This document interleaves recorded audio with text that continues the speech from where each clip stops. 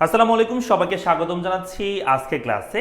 So আমরা গতকালকে আসলে আমাদের এই লাইভ ক্লাসের প্রথম পত্রের প্রথম ও দ্বিতীয় অধ্যায়ের উপর লাইভ ক্লাসের আমরা কিছু অংশ বাকি ছিল, অর্থাৎ দ্বিতীয় পত্রের দ্বিতীয় চ্যাপ্টার আমাদের কিছু লাস্টের অংশ বাকি ছিল, যেমন স্থিতি স্থাপকতা, এরপর আমরা সমীকরণের একটু বাকি আছে। সো সেই টপিকগুলো আমরা আজকে কভার করার জন্য আবারও লাইভকে যুক্ত হয়ে আছি। এবং গতকালকে লাইভটা অনেক বড় হয়ে গিয়েছিল, তোমরা জানো। প্রায় সন্ধ্যা 7:30 থেকে প্রায় 1টা পর্যন্ত আমি পৌনে 1টা পর্যন্ত হচ্ছে আমি ক্লাস নিয়েছিলাম। সো তোমরা যারা আছো আমার সাথে যুক্ত হয়ে আছো এই ক্লাসে, তোমরা একটু তোমাদের বন্ধু বান্ধব যারা আছে তাদেরকে একটু মেনশন করে দিও এবং ক্লাসটা একটু শেয়ার করে দিও, যাতে তারাও যুক্ত হতে পারে, কালকে যারা ছিল তারাও।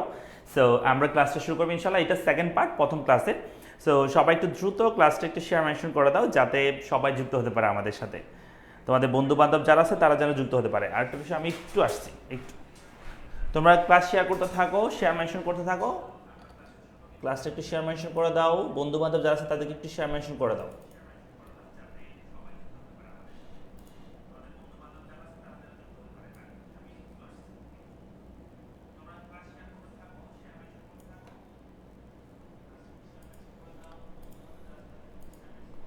ওকে, আমরা আজকে তাহলে আলোচনা করব ওই সমীকরণ থেকে যতটুকু পড়াইছিলাম গত ক্লাসে, তারপর থেকে শুরু করব। মাশাআল্লাহ, আমাদের সাথে অনেকে যুক্ত হয়ে গিয়েছো। সো তোমাদের সবাইকে স্বাগতম। এবং আমি একটু ক্লাসটা শেয়ার করে দিচ্ছি তোমাদের সাথে, যাতে তোমাদের হেল্প হয়। সো তোমরা একটু শেয়ার করে দাও ক্লাসটা, বন্ধু বান্ধব যারা আছে তাদেরকে একটু শেয়ার করে দাও, যাতে তারা আমাদের সাথে যুক্ত হতে পারে।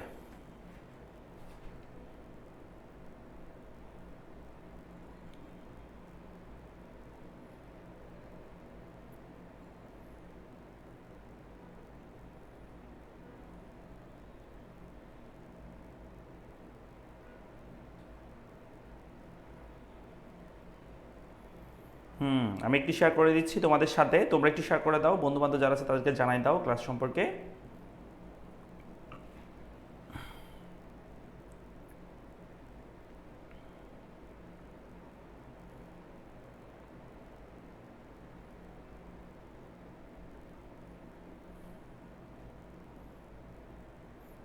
একটা মিনিট সময় দাও আমাকে।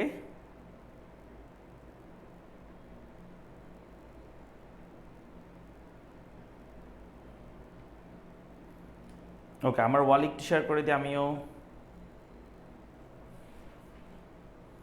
সবাই চলে আসছে। আজকে কিন্তু আমাদের টপিকটা ইম্পর্টেন্ট এবং গুরুত্বপূর্ণ বলা যায়, যেখান থেকে দুইটা সিকিউ আসবে। যদিও বেশি লম্বা ক্লাস নিব না, বাট তোমাদেরকে একটু সাথে থাকতে হবে, কেমন?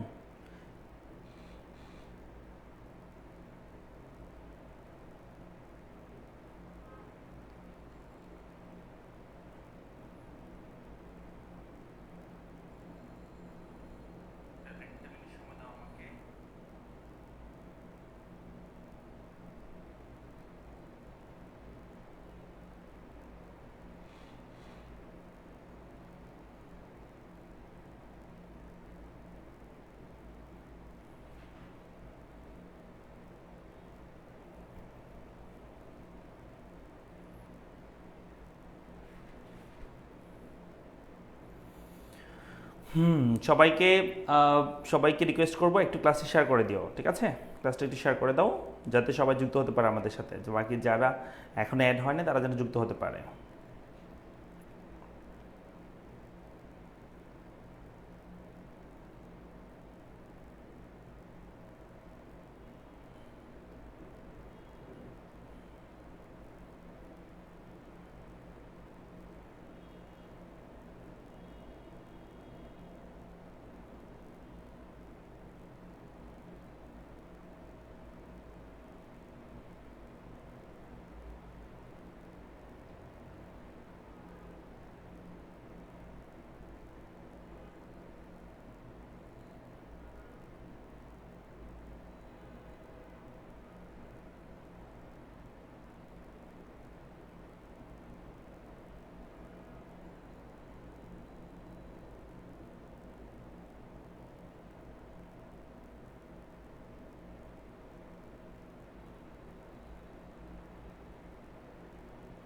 ওকে, শেষ, আমার কাজ শেষ।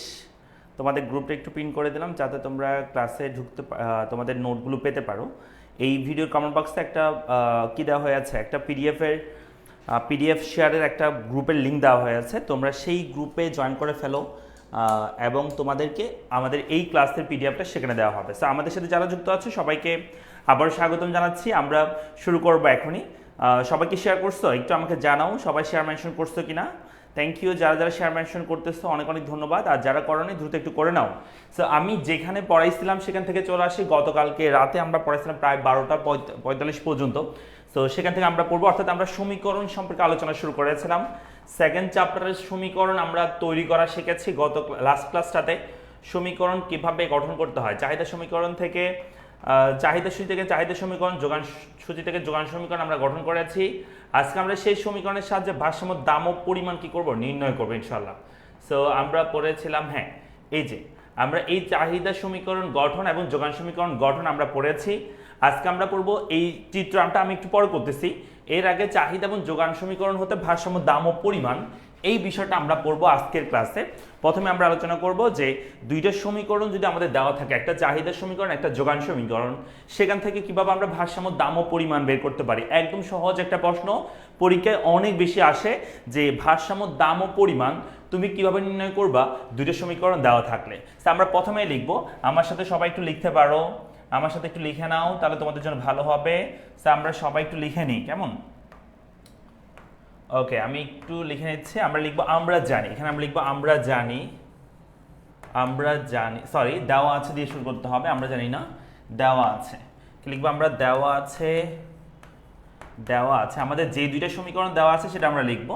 এক নম্বর হচ্ছে কিউডি সমান 25 মাইনাস 5p, এটা হচ্ছে আমাদের চাহিদা সমীকরণ দেওয়া আছে, এবং যোগান সমীকরণ দেওয়া আছে কিউআই সমান 5 প্লাস 5p। এই দুটো সমীকরণ আমাদেরকে দিতে হলো, বলে এখান থেকে ভারসাম্য দাম ও পরিমাণ নির্ণয় করো, কেমন?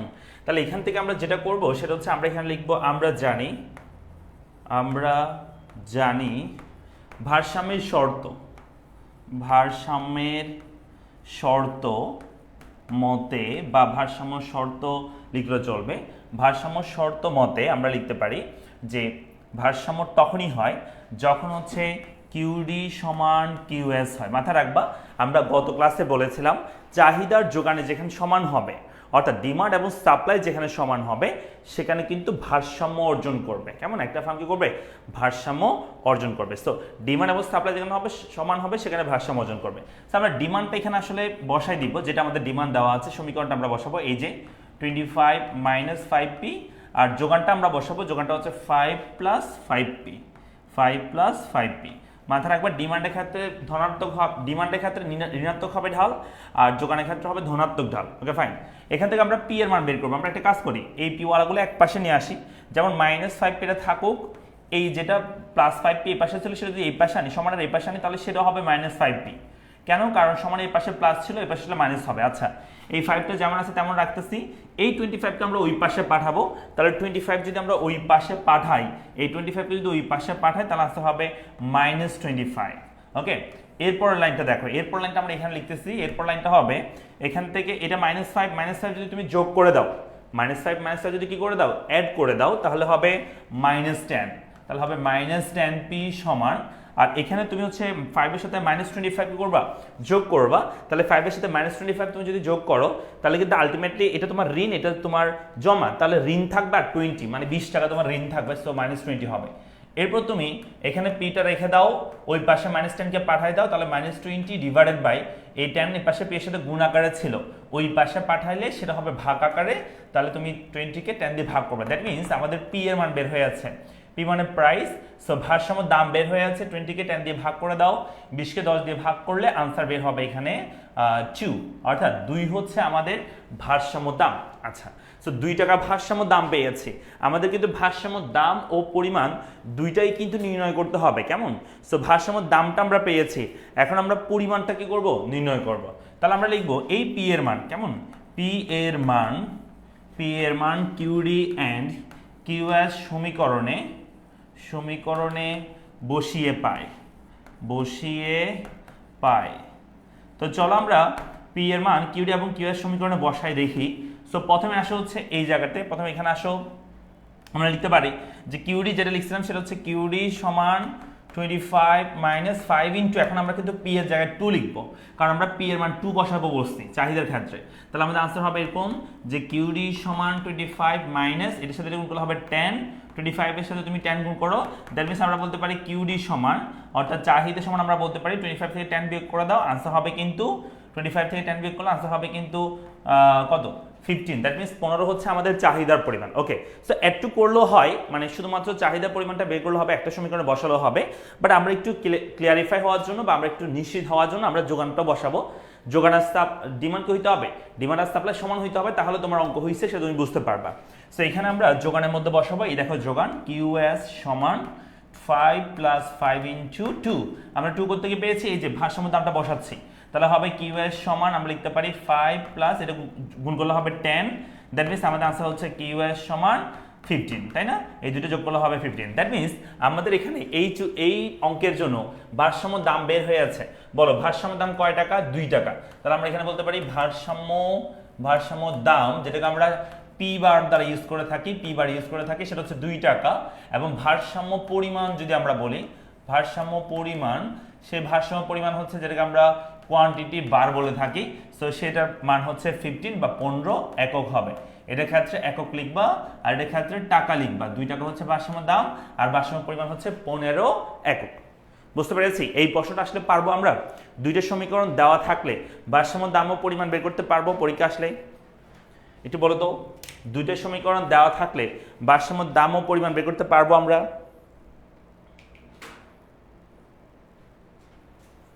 তোমরা যারা যুক্ত আছো ক্লাসটা একটু শেয়ার করে দিও, কেমন? আর পিডিএফ পাওয়ার জন্য এই কমেন্ট বক্সে একটা পিন করে দেওয়া হয়েছে গ্রুপের লিঙ্ক, সেই গ্রুপে অ্যাড হয়ে যাবা, তাহলে তোমরা কি পেয়ে যাবা আমাদের এই মানে ভিডিওর বা এই লাইভ ক্লাসে তোমরা পিডিএফটা পেয়ে যাবা। ক্লাসে শেয়ার মেনশন করে দিও, ওকে?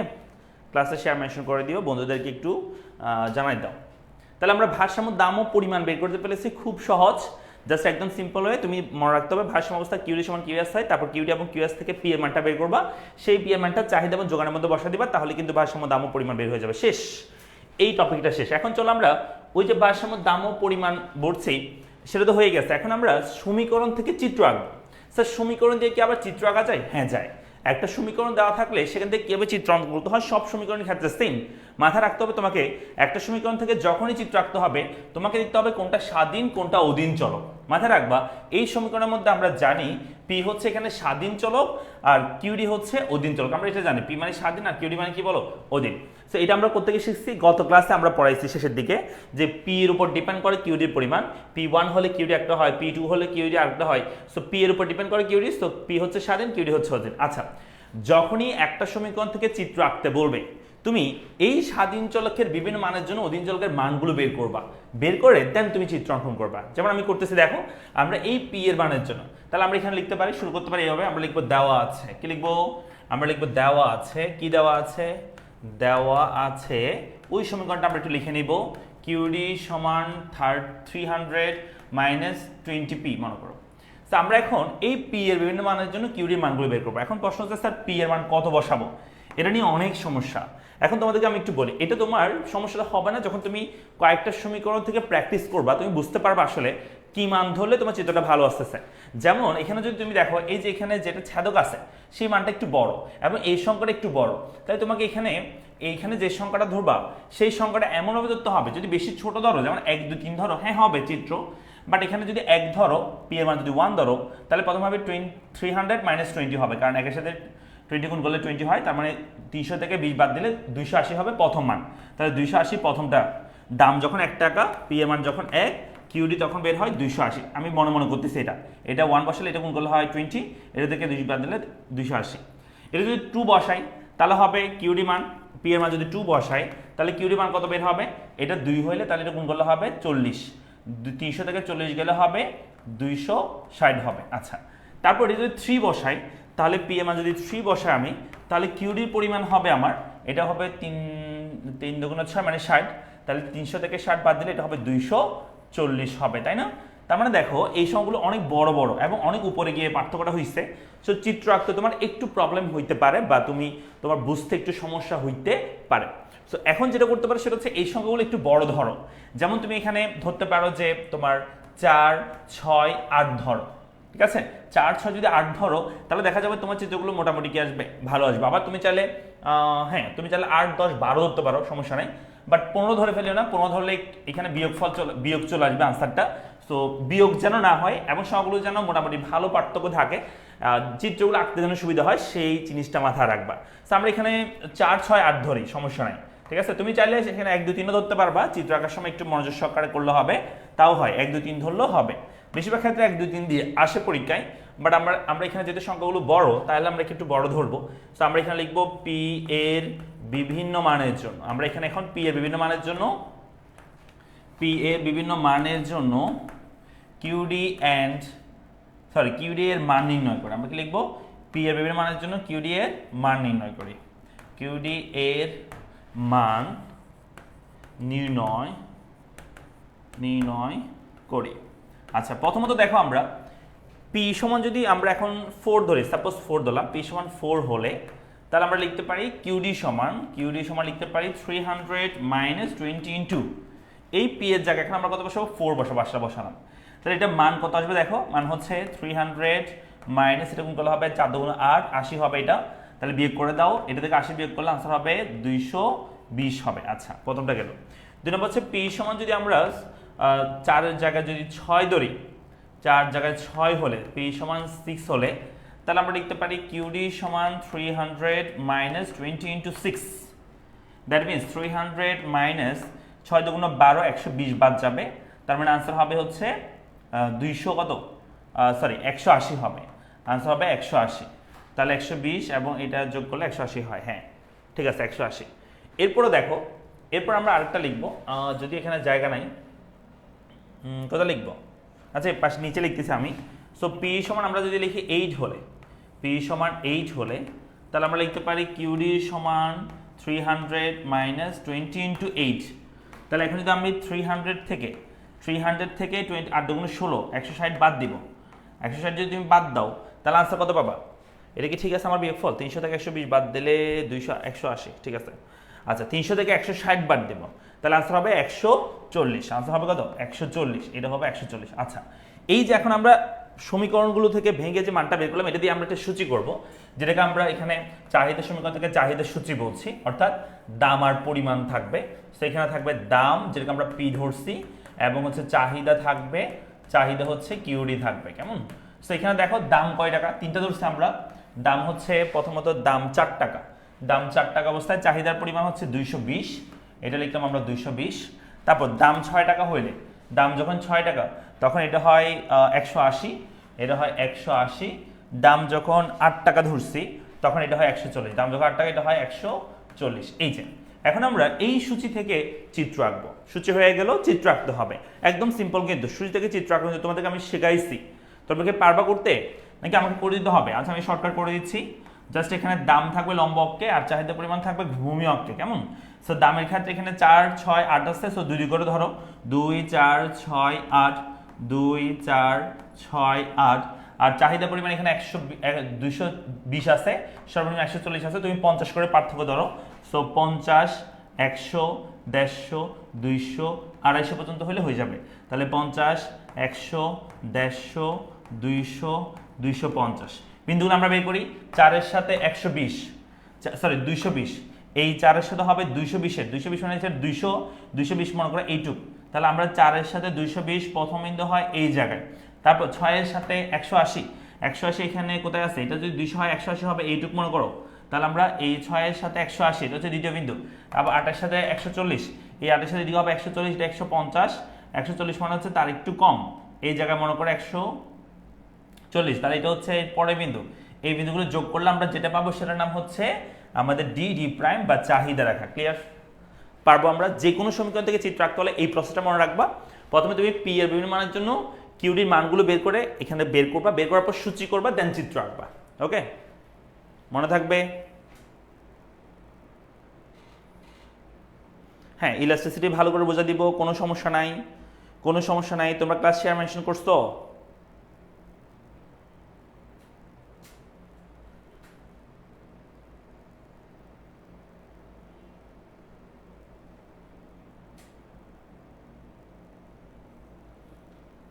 স্যার রেকর্ড ক্লাস কি দেওয়া হবে না? হ্যাঁ, ইউটিউবে দেওয়া আছে, ইউটিউবে দেওয়া হবে, রেকর্ড ক্লাস আপলোড করা হবে। তোমরা ইউটিউবে গেলে দেখতে পাবা রেকর্ড ক্লাস। কেমন?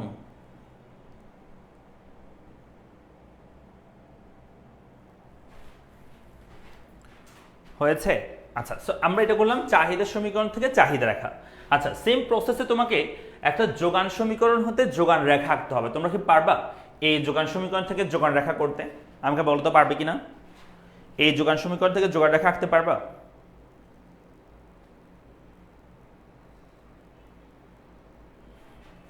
এই যোগান সমীকরণ থেকে যোগান রেখা আঁকতে পারবে? একটু বলো তো।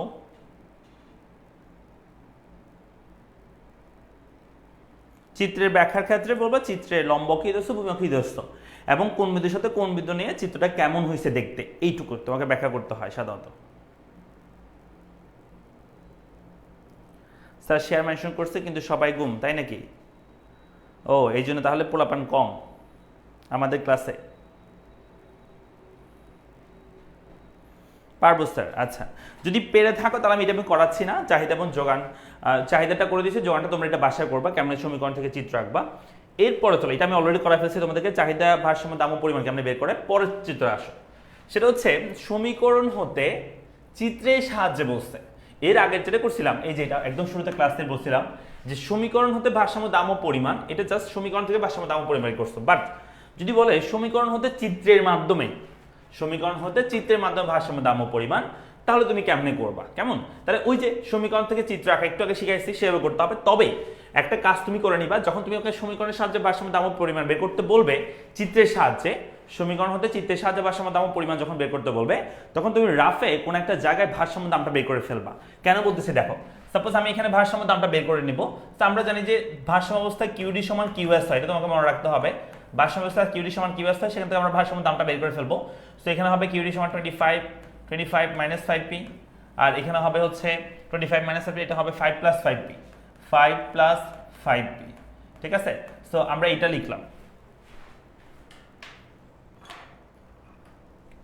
এখন দেখো, এখন এখান থেকে আমরা পি এর মানটা বের করবো। আমরা আগে বলছিলাম, এটা আমরা এর আগে অঙ্ক করছি। সো 5p সমান, সরি 5p এখানে মাইনাস দিব, 5pটা আছে আমাদের, এই 5pটা আছে, এই 5p যদি এই পাশে আনি তাহলে হবে মাইনাস 5p সমান, এখানে 5 রাখলাম, এই 25 কে ওই পাশে পাঠালে আসতে হবে মাইনাস 25, কারণ এখানে প্লাস ছিল তাই মাইনাস হয়েছে, এখানে প্লাস ছিল তাই এই পাশে মাইনাস হয়েছে।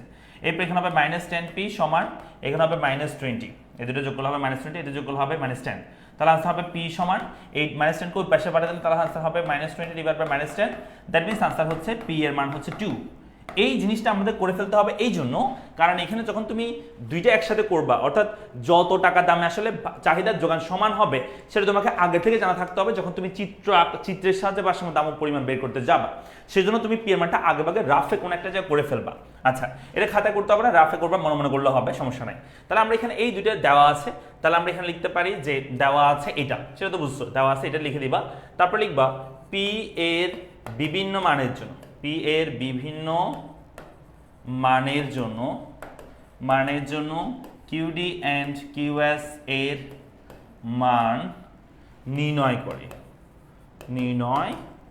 এখানে একটা বিষয় মাথায় রাখবা, সেটা হচ্ছে ওই পি এর মানটা আগেভাগে তোমাকে করতে বলছি এই জন্য, কারণ তুমি এখানে যে পি এর মানগুলো ধরবা সেগুলো এমনভাবে ধরবা যাতে তোমার মাঝখানে যেটা তুমি পি এর মান ধরতেছ সেই মানটা ভারসাম্য দামটা হয়, ভারসাম্য দামটা মাঝখানটা যেন হয়। পি সমান প্রথমে লিখবো আমরা, তাহলে ভারসাম্য যদি আমরা জানি 2 টাকা যদি ভারসাম্য হয়, তাহলে এটা যদি মাঝখানে রাখি, এর উপরে যেটা ধরবো সেটা হচ্ছে তার একটু ছোট সংখ্যা ধরবো, এর নিচে যেটা ধরবো তার একটু বড় সংখ্যা ধরবো। কেমন? তাহলে এখানে পি এর মান, তাহলে উপরটা আমরা ইচ্ছে একটা ছোট সংখ্যা ধরতেছি, আর নিচে হচ্ছে তার চেয়ে একটু বড় সংখ্যা ধরবো পি এর মান। ঠিক আছে, সো পি সমান 1 হলে 2 হতে হবে। এখন তোমরা আমরা করো পি সমান 1 হলে কিউডির মান কত এন্ড কিউএস এর মান কত একসাথে করে ফেলবো। আর পি সমান 2 হলে কিউডি মান কত এন্ড কিউএস এর মান কত। পি সমান 3 হলে কিউডি মান কত, কিউএস এর মান কত। যেমন ধরো পি সমান 1 হলে কিউডি মান হচ্ছে, এখানে আমরা লিখতে পারি যে 25 মাইনাস 5 ইন্টু 1, তাহলে এটা আনসার হবে 25 মাইনাস 5, আনসার হবে 20। তারপর পি সমান যদি কিউএস এ যদি বসাই তাহলে হবে 5 প্লাস 5 ইন্টু 1, তাহলে আনসার হবে 5 প্লাস 5, আনসার হবে 10। বুঝছো তো? অর্থাৎ পি এর মান 1 হলে কিউ এবং কিউএস এ বসালে কত হয় সেটা দেখব। পি সমান 2 হলে কিউএস এবং কিউএস এ কত হয়, পি সমান 3 হলে কিউএস এবং কিউ এবং কিউএস এ কত হয় সেটা দেখব। একটু করো তো দেখি তোমরা, একটু দ্রুত করো।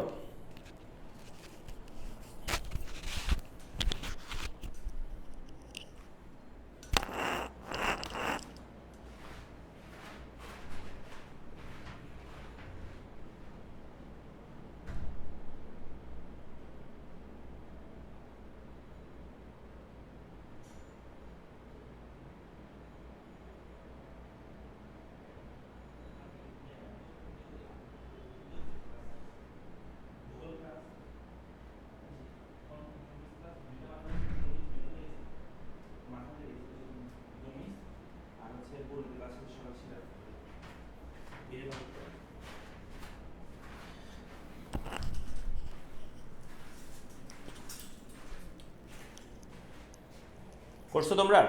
পি সমান 2 হলে কিউ এবং কিউএস কত হয় তাহলে বলো তো।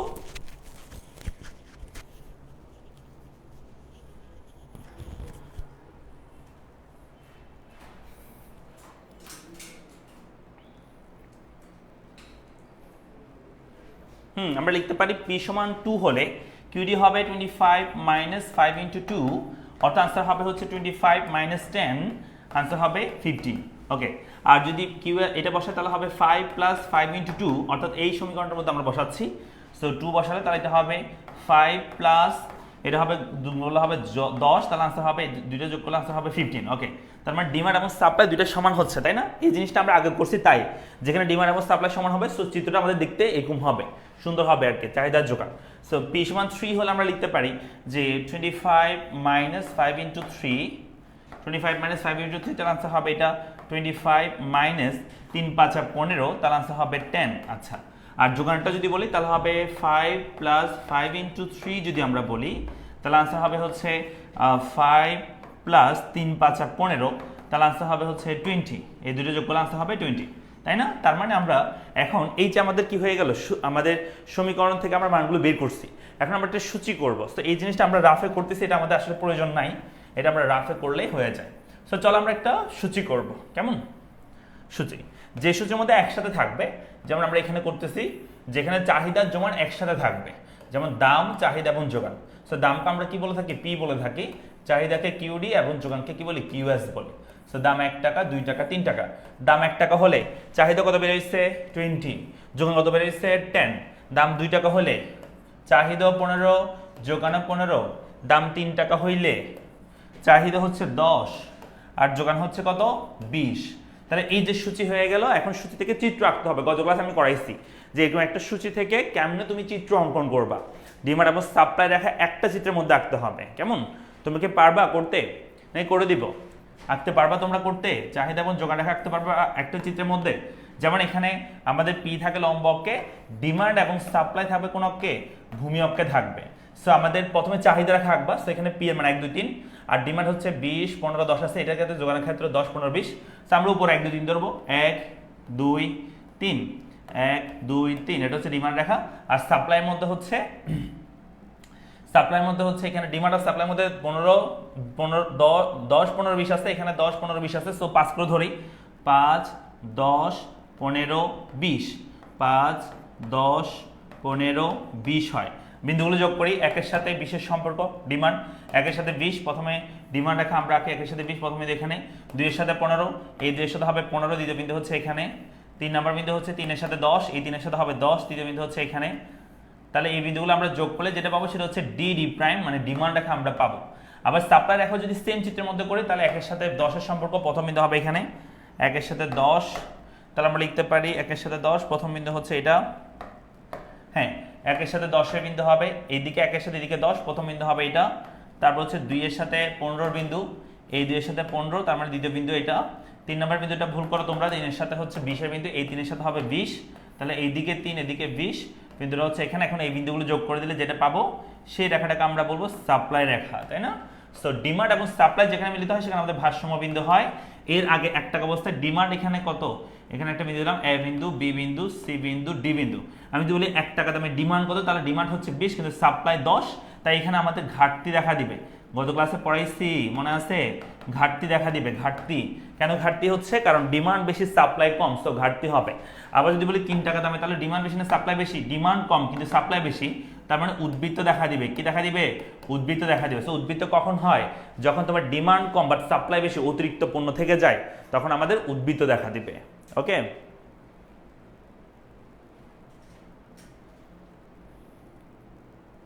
আজকে সন্ধ্যায় তোমাদের হচ্ছে 6টা থেকে ভূগোল ক্লাস হবে। কেমন? 6টা থেকে ভূগোল ক্লাস হবে।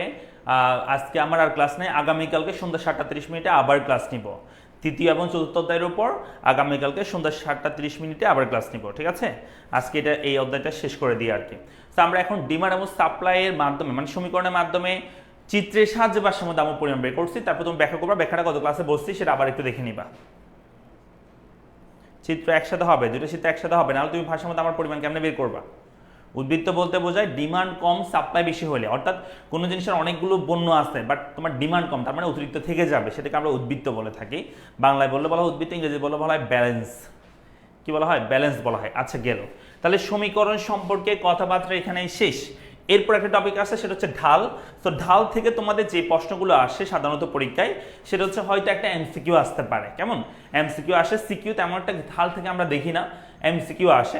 তো এমসিকিউ জায়গাগুলো তোমাদেরকে আমি বলে দিচ্ছি কেমনে বের করবা। সেটা হচ্ছে আসলে ঢাল বলতে বোঝানো হয়, আগে বলছিলাম যে আমি যদি একটা সমীকরণ থেকে ঢাল বলি, যেমন কিউডি সমান 10 - 5p মনে করো, তো এখানে -5টাকে আমরা আসলে ঢাল বলি। এই -5টা ঢাল বলতেছি, এটা চিনতেছি, বাট অ্যাকচুয়ালি ঢাল বলতে বোঝানো হয় ইকোনমিক্সে, মানে লিগালি সেটা হচ্ছে স্বাধীন চলকের পরিবর্তনের ফলে অধীন চলকের যে পরিবর্তন হয় তার অনুপাতকে, এই যেখানে লিখতে দেখো, ঢালের সূত্র হচ্ছে অধীন চলকের পরিবর্তন ডিভাইড বাই স্বাধীন চলকের পরিবর্তন। এটা হচ্ছে অ্যাকচুয়ালি ঢাল। কেমন? আরেকটা সূত্র আছে যেটাকে সূত্র 1 বলা হয়। ঢাল মানে হচ্ছে লম্ব ডিভাইড বাই ভূমি, অর্থাৎ লম্বকে ভূমি দিয়ে ভাগ করলে তাহলে ঢাল বের হয়। আর সূত্রটি হচ্ছে অধীন চলকের পরিবর্তনকে স্বাধীন চলকের পরিবর্তন দ্বারা ভাগ করলে তাও কিন্তু ঢাল বের হয়। যেমন এখানে কয়েকটা রেখা আছে, যেমন আমি যদি বলি এই রেখার ঢাল কি, তাহলে এখানে তুমি সূত্র ইউজ করবে 1 নাম্বারটা। প্রশ্ন স্যার 1 নাম্বারটা কেন? মাথা রাখবা 1 নাম্বার সূত্র ইউজ হয় যখন কোনো একটা চিত্রের মধ্যে লম্ব আর ভূমি অক্ষকে স্পর্শ করা থাকে এবং লম্ব অক্ষ আর ভূমি অক্ষকে একটা মান দেওয়া থাকবে, তখন আমরা ইউজ করব 1 নাম্বার সূত্র। বাট এমন যদি হয় যে কোনো একটা চিত্র, যে চিত্রের মধ্যে লম্ব আর ভূমি অক্ষকে স্পর্শ করা নাই, বাট যে কোনো দুইটা বিন্দু আছে, সেই দুইটা বিন্দুতে স্বাধীন চলক আর অধীন চলকের পরিবর্তনগুলো তুমি পাবা। যেমন এখানে হচ্ছে 10, এটা ছিল 5, আগে ছিল মনে করো যে এখানে সরি হইছে 5, এখানে ছিল হচ্ছে তোমার 5, হইছে মনে করো যে 8। তাহলে এরকম যদি দেখতে পাও দুইটা বিন্দু, তখন তোমাকে ইউজ করতে হবে যে 2 নম্বর সূত্র। কেমন? তাহলে 1 নম্বর সূত্র ইউজ হয় কখন? যখন তোমার রেখাটা লম্বকার ভূমিকে স্পর্শ করে, তখন তুমি 1 নম্বর সূত্র ইউজ করবে, সেটা হচ্ছে লম্ব ডিভাইডেড বাই ভূমি। তাহলে এখানে লম্ব ডিভাইড বাই ভূমি তুমি যদি ইউজ করো, তাহলে রেখার জন্য ঢাল হবে 5 ডিভাইড বাই 5, লম্ব 5 ভূমিও 5, তাহলে এই রেখার ঢাল বের হবে 5 ডিভাইড বাই 5, আনসার হচ্ছে -1। প্রশ্ন স্যার মাইনাস কেন আসতেছে? 5 কে 5 দিয়ে ভাগ করলে তো 1 হয়, -1 কেন? মাথা রাখবা একটা রেখা যদি নিম্নগামী হয়, সেই রেখার ঢাল হয় নেগেটিভ। একটা রেখা নিম্নগামী হলে সেই রেখার ঢাল হয় নেগেটিভ। সো নেগেটিভ রেখার ঢাল অলওয়েজ মাইনাস হবে। কেমন? অর্থাৎ নিম্নগামী রেখার ঢাল অলওয়েজ কি হবে? মাইনাস হবে। স্যার প্রশ্ন নিম্নগামী রেখার ঢাল মাইনাস কেন, সেটা একটু পরে তোমাদেরকে বোঝাচ্ছি।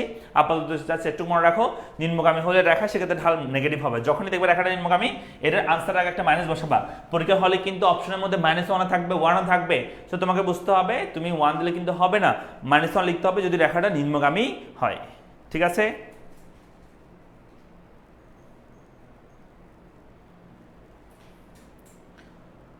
ভাই ম্যাথ ছাড়া কোন কোন অধ্যায়? ম্যাথ ছাড়া কোনো অধ্যায় নাই, কারণ এখানে প্রত্যেকটা অধ্যায় ম্যাথ আছে। সেকেন্ড পেপারে প্রতিটা অধ্যায় কি আছে, সরি প্রথম পত্রের প্রতিটা অধ্যায় ম্যাথ আছে। ম্যাথ ছাড়া কোনো চ্যাপ্টার নাই, প্রতিটা চ্যাপ্টারে ম্যাথ আছে।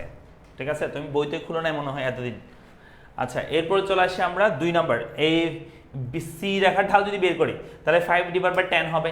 সি রেখার ঢাল বের করলে হবে 5 ডিভাইড বাই 10, তাহলে আনসার হবে -0.5। আর এই বি রেখাটা বের হবে, এখান থেকে এখানে করলে 10 কে 10 দিয়ে ভাগ করতে হবে, তাহলে আনসার হচ্ছে 1 হবে, মানে -1 হবে। মাথা রাখবা যদি দুইটা রেখা, যেমন এখানে যদি আমি বলি, এই যে দেখো এ রেখা এবং বি রেখা, এই দুইটা রেখা, যদিও এই রেখাটা ছোট, বি রেখাটা অনেক বড়, বাট দুইটা ঢালে কি হচ্ছে? সেম হচ্ছে। ঢাল মানে বোঝায় যে কি হারে, মানে রেখাটা যদি সমান্তরাল হয় দুইটাই, যেমন এই দুইটা রেখা ছোট বড় হইতে পারে, বাট দুইটা কিন্তু সমান্তরাল, তার মানে দুইটা সমান্তরাল রেখার ঢাল অলওয়েজ কি হবে? সমান হবে। পরীক্ষা এভাবে আসে, যদি একটা রেখা মনে করে এভাবে দিয়ে দিল, বললো এই রেখা, যদি বলে এই রেখাটা সমান্তরালভাবে ডান দিকে যদি কি হয়? স্থানান্তরিত হয়, তাহলে সেই ক্ষেত্রে এই রেখাটার আসলে কোনো ঢালের পরিবর্তন হবে কিনা? আনসার হচ্ছে নো। অর্থাৎ ডান দিকে বলুক বাম দিকে বলুক, যদি কোনো রেখা সমান্তরালভাবে স্থানান্তর হয় তাহলে সেটা ঢালের কোনো পরিবর্তন হয় না, এটা মাথায় রাখবা কেমন। ঢাল অলওয়েজ কি থাকবে, সেম থাকবে। আমরা কি বুঝেছি, পারবো সবাই? তাহলে আমরা বুঝতে পারলাম 1 নম্বর সূত্র ইউজ করবো যখন রেখাটা লম্বকার ভূমিকা স্পর্শ করবে, আর 2 নম্বর সূত্র ইউজ করবো যখন স্পর্শ করবে না। সে স্পর্শ করবে না এমন হচ্ছে রেখাগুলোর ঢাল আমাদের পরীক্ষায় আসে, অনেক সময় চলে আসে, বাট এটা বেশি আসে এমসিকিউর জন্য আর কি, ঠিক আছে। সো এই ধরনের আসলে মানে আমরা রেখার ঢাল পড়তেছিলাম আর কি। এরকম রেখার ঢাল আসলে 2 ধরনের রেখা থাকে আমরা জানি আমাদের লাইফে, সরল রেখা আর বক্ররেখা। সরল রেখা মানে হচ্ছে 4 ধরনের সরলরেখা আছে, একটা হচ্ছে বামথিটানি ঊর্ধ্বগামী সরলরেখা, বামথিটানি নিম্নগামী সরলরেখা, ভূমি অক্ষের সমান্তরাল সরলরেখা, লম্ব অক্ষের সমান্তরাল সরলরেখা। 4 ধরনের সরলরেখা থাকে। সরলরেখা মানে হচ্ছে একদম স্ট্রেইট একটা লাইন, যে লাইনটা দুইটা বিন্দুকে সংযোগ করবে এবং সেখানে কোনো কি থাকবে না, মাঝখানে কি থাকবে না, যে কোনো আগাবাগা থাকবে না, সেটাকে আমরা স্ট্রেইট লাইন বা সরলরেখা বলতেছি। তো এই রেখাটার এই 4 ধরনের রেখা পাবা সরলরেখা, এই 4 ধরনের সরলরেখার ঢাল নিচে করা আছে, তোমরা একটু দেখে নিবা, আমি বলে দিব তবুও। আর বক্ররেখা হচ্ছে যখন কোনো একটা রেখা এরকম হবে, যেমন এটা বক্ররেখা, এটা বক্ররেখা, এটা বক্ররেখা, এটা বক্ররেখা, তারপর মনে করো যে এটাও একটা বক্ররেখা। তাহলে বক্ররেখা যে কোনো ধরনের হইতে পারে, বাট সরলরেখা হচ্ছে এই 4টা হবে। একটা বাম থেকে ডানে ঊর্ধ্বগামী সরলরেখা, বাম থেকে ডান দিকে যাচ্ছে, উপর দিকে যাচ্ছে, এটা হচ্ছে বাম থেকে ডানে ঊর্ধ্বগামী সরলরেখা, বাম থেকে ডানে নিম্নগামী সরলরেখা, ভূমি অক্ষের সমান্তরাল সরলরেখা, লম্ব অক্ষের সমান্তরাল সরলরেখা। এই 4 ধরনের সরলরেখার ঢালগুলো একটু বলে দিই। বাম থেকে ঊর্ধ্বগামী হলে সেই সরলরেখার ঢাল হয় পজিটিভ, নিম্নগামী হলে সেই সরলরেখার ঢাল হয় নেগেটিভ, ভূমি অক্ষের সমান্তরাল হলে সেই সরলরেখার ঢাল হয় 0, লম্ব অক্ষের সমান্তরাল হলে সেই সরলরেখার ঢাল হয় অসীম। তোমরা ম্যাথগুলো করলে বুঝতে পারবা, নিচে দেওয়া আছে। তাহলে এখানে ঊর্ধ্বগামী হলে কি হয়, পজিটিভ ঢাল। তুমি যদি একটা পাহাড়ে উঠো তার মানে সেটা ঢাল পজিটিভ চিন্তা করবা, সো পজিটিভ ঢাল। পাহাড় থেকে নামার সময় নেগেটিভ ঢাল চিন্তা করবা। ভূমি অক্ষে যদি সমান্তরাল হয় কোনো একটা পাহাড়, অর্থাৎ কোনো পাহাড়ই নাই, একদম সমতল, তার মানে সেটা কোনো ঢাল নাই। আর একটা পাহাড় এত বেশি খাড়া যে একদম লম্ব অক্ষের সমান্তরাল, তার মানে সে রেখার ঢাল হবে একদম অসীম ঢাল। ক্লিয়ার? এইভাবে করে মনে রাখার জন্য বলতেছি, এই জন্য কারণ এগুলো পরীক্ষা আসবে। পরীক্ষা বলবে যে ভূমি অক্ষের সমান্তরাল রেখার ঢাল তাহলে কি হবে, তাহলে হতে হবে এটা 0 হবে। লম্ব অক্ষের রেখার সরলরেখার ঢাল কি হবে, তাহলে হবে অসীম ঢাল হবে। যেমন পরীক্ষা আসবে সরাসরি বলবে না লম্ব অক্ষের সমান্তরাল রেখার ঢাল বলবে না, পরীক্ষা বলবে যে ভূমির যোগান রেখার ঢাল কেমন। আমরা জানি ভূমির যোগান রেখা হয় লম্ব অক্ষের সমান্তরাল, কারণ তুমি ভূমির দাম যতই দাও ভূমি কিন্তু যোগান বাড়ানো পসিবল হয় না। সো যার কারণে তুমি দাম যতই দাও এই রেখাটা হবে, ভূমির যোগান রেখা হবে লম্ব অক্ষের সমান্তরাল। সো যদি বলে যে ভূমির যোগান রেখার ঢাল কেমন হবে, তাহলে আনসার করবে হচ্ছে অসীম ঢাল হবে। কেমন? ভূমির যোগান রেখার ঢাল হবে অসীম। বুঝতে পেরেছি? ওকে, তাহলে এখানে আমরা বলছিলাম রেখার মানে 4 ধরনের সরলরেখার ঢাল, একটা হচ্ছে ঊর্ধ্বগামী, নিম্নগামী, ভূমি অক্ষের সমান্তরাল, লম্ব অক্ষের সমান্তরাল। এই 4 ধরনের রেখার ঢাল তোমরা বাসায় করবা। জাস্ট সূত্র হচ্ছে ওইটা যেটা বললাম, আমরা অধীন চলকের পরিবর্তন বা স্বাধীন চলকের পরিবর্তন সূত্রটা আমরা ইউজ করব। ওইটা অধীন চলকের পরিবর্তন বোঝায়, এটা স্বাধীন চলকের পরিবর্তন বোঝাচ্ছে। তুমি চাইলে সেটাও লিখতে পারো একটা লাইনে, এই বিন্দু ঢাল বের করতে অধীন চলকের পরিবর্তনের উপরে নিচে স্বাধীন চলকের, অধীন চলকের পরিবর্তনকে আমরা ডেল্টা ওয়াই বলছি। এখানে মাথায় রাখবা, আমরা সাধারণত বেস্টিক অর্থনীতির ক্ষেত্রে স্বাধীন চলক আমরা লম্বকে ধরি, যেমন পি এ মান আমরা লম্বকে ধরি, কিউডি মান আমরা ভূমি অক্ষে ধরি। সাধারণত বেস্টিক অর্থনীতির ক্ষেত্রে আমরা লম্বকে স্বাধীন চলক, ভূমি অক্ষে অধীন চলক ধরি। অনেক সময় ভিন্ন আসতে পারে, বাট যখন তুমি ঢাল করবে তখন চিন্তা করতে হবে উপরে যেটা আছে সেটা অধীন চিন্তা করতে হবে। উপরে কি আছে বলো, উপরে স্বাধীন চিন্তা করতে পারো না, উপরটা অধীন চিন্তা করবা। তার মানে উপরে যেটা থাকবে সেটাকে তুমি নিজেটা দিয়ে কি করবা, নিচেটার পরিবর্তন দিয়ে ভাগ করবা। সো উপরটা হচ্ছে অধীন চলকের পরিবর্তন, নিচেটা হচ্ছে স্বাধীন চলকের পরিবর্তন, ঠিক আছে? তাহলে হবে, সো এটা আনসার করবে এখন যেভাবে করছি। ডেল্টা কিউ ওয়াই মানে হচ্ছে ওয়াই এর পরিবর্তন, অধীন চলকের পরিবর্তন, ডেল্টা এক্স মানে হচ্ছে স্বাধীন চলকের পরিবর্তন। যেমন এখানে আগে ছিল 10, তখন স্বাধীন চলক ছিল 5, স্বাধীন চলক 5 অবস্থা, অধীন চলক ছিল 10। যখন স্বাধীন চলক বাড়ছে 10-এ গেছে, অধীন চলকে বেড়ে 20 হয়েছে। তাহলে এটার পরিবর্তন যদি বের করি তাহলে এটা থেকে বিয়োগ করতে হবে, অর্থাৎ y1 - y0, দ্যাট মিন্স পরিবর্তন মান থেকে প্রাথমিক মান বিয়োগ করতে হবে 20 - 10, তাহলে অধীন চলকের পরিবর্তন বের হবে। আর এটা ক্ষেত্রে সেম, পরিবর্তন মান থেকে প্রাথমিক মান বিয়োগ করতে হবে, তাহলে পরিবর্তন বের হবে। তাহলে 10 থেকে 5 বিয়োগ করে দাও, 10 থেকে যদি আমরা 5 বিয়োগ করে দিই তাহলে আনসার হবে 10 - 5, আনসার হবে 5। সো 10 কে 5 দিয়ে ভাগ করে আনসার হবে 2। ঠিক আছে? পারবো? এটা হচ্ছে বাম থেকে ডান ঊর্ধ্বগামী সরলরেখার ঢাল কি হয়, পজিটিভ হয়।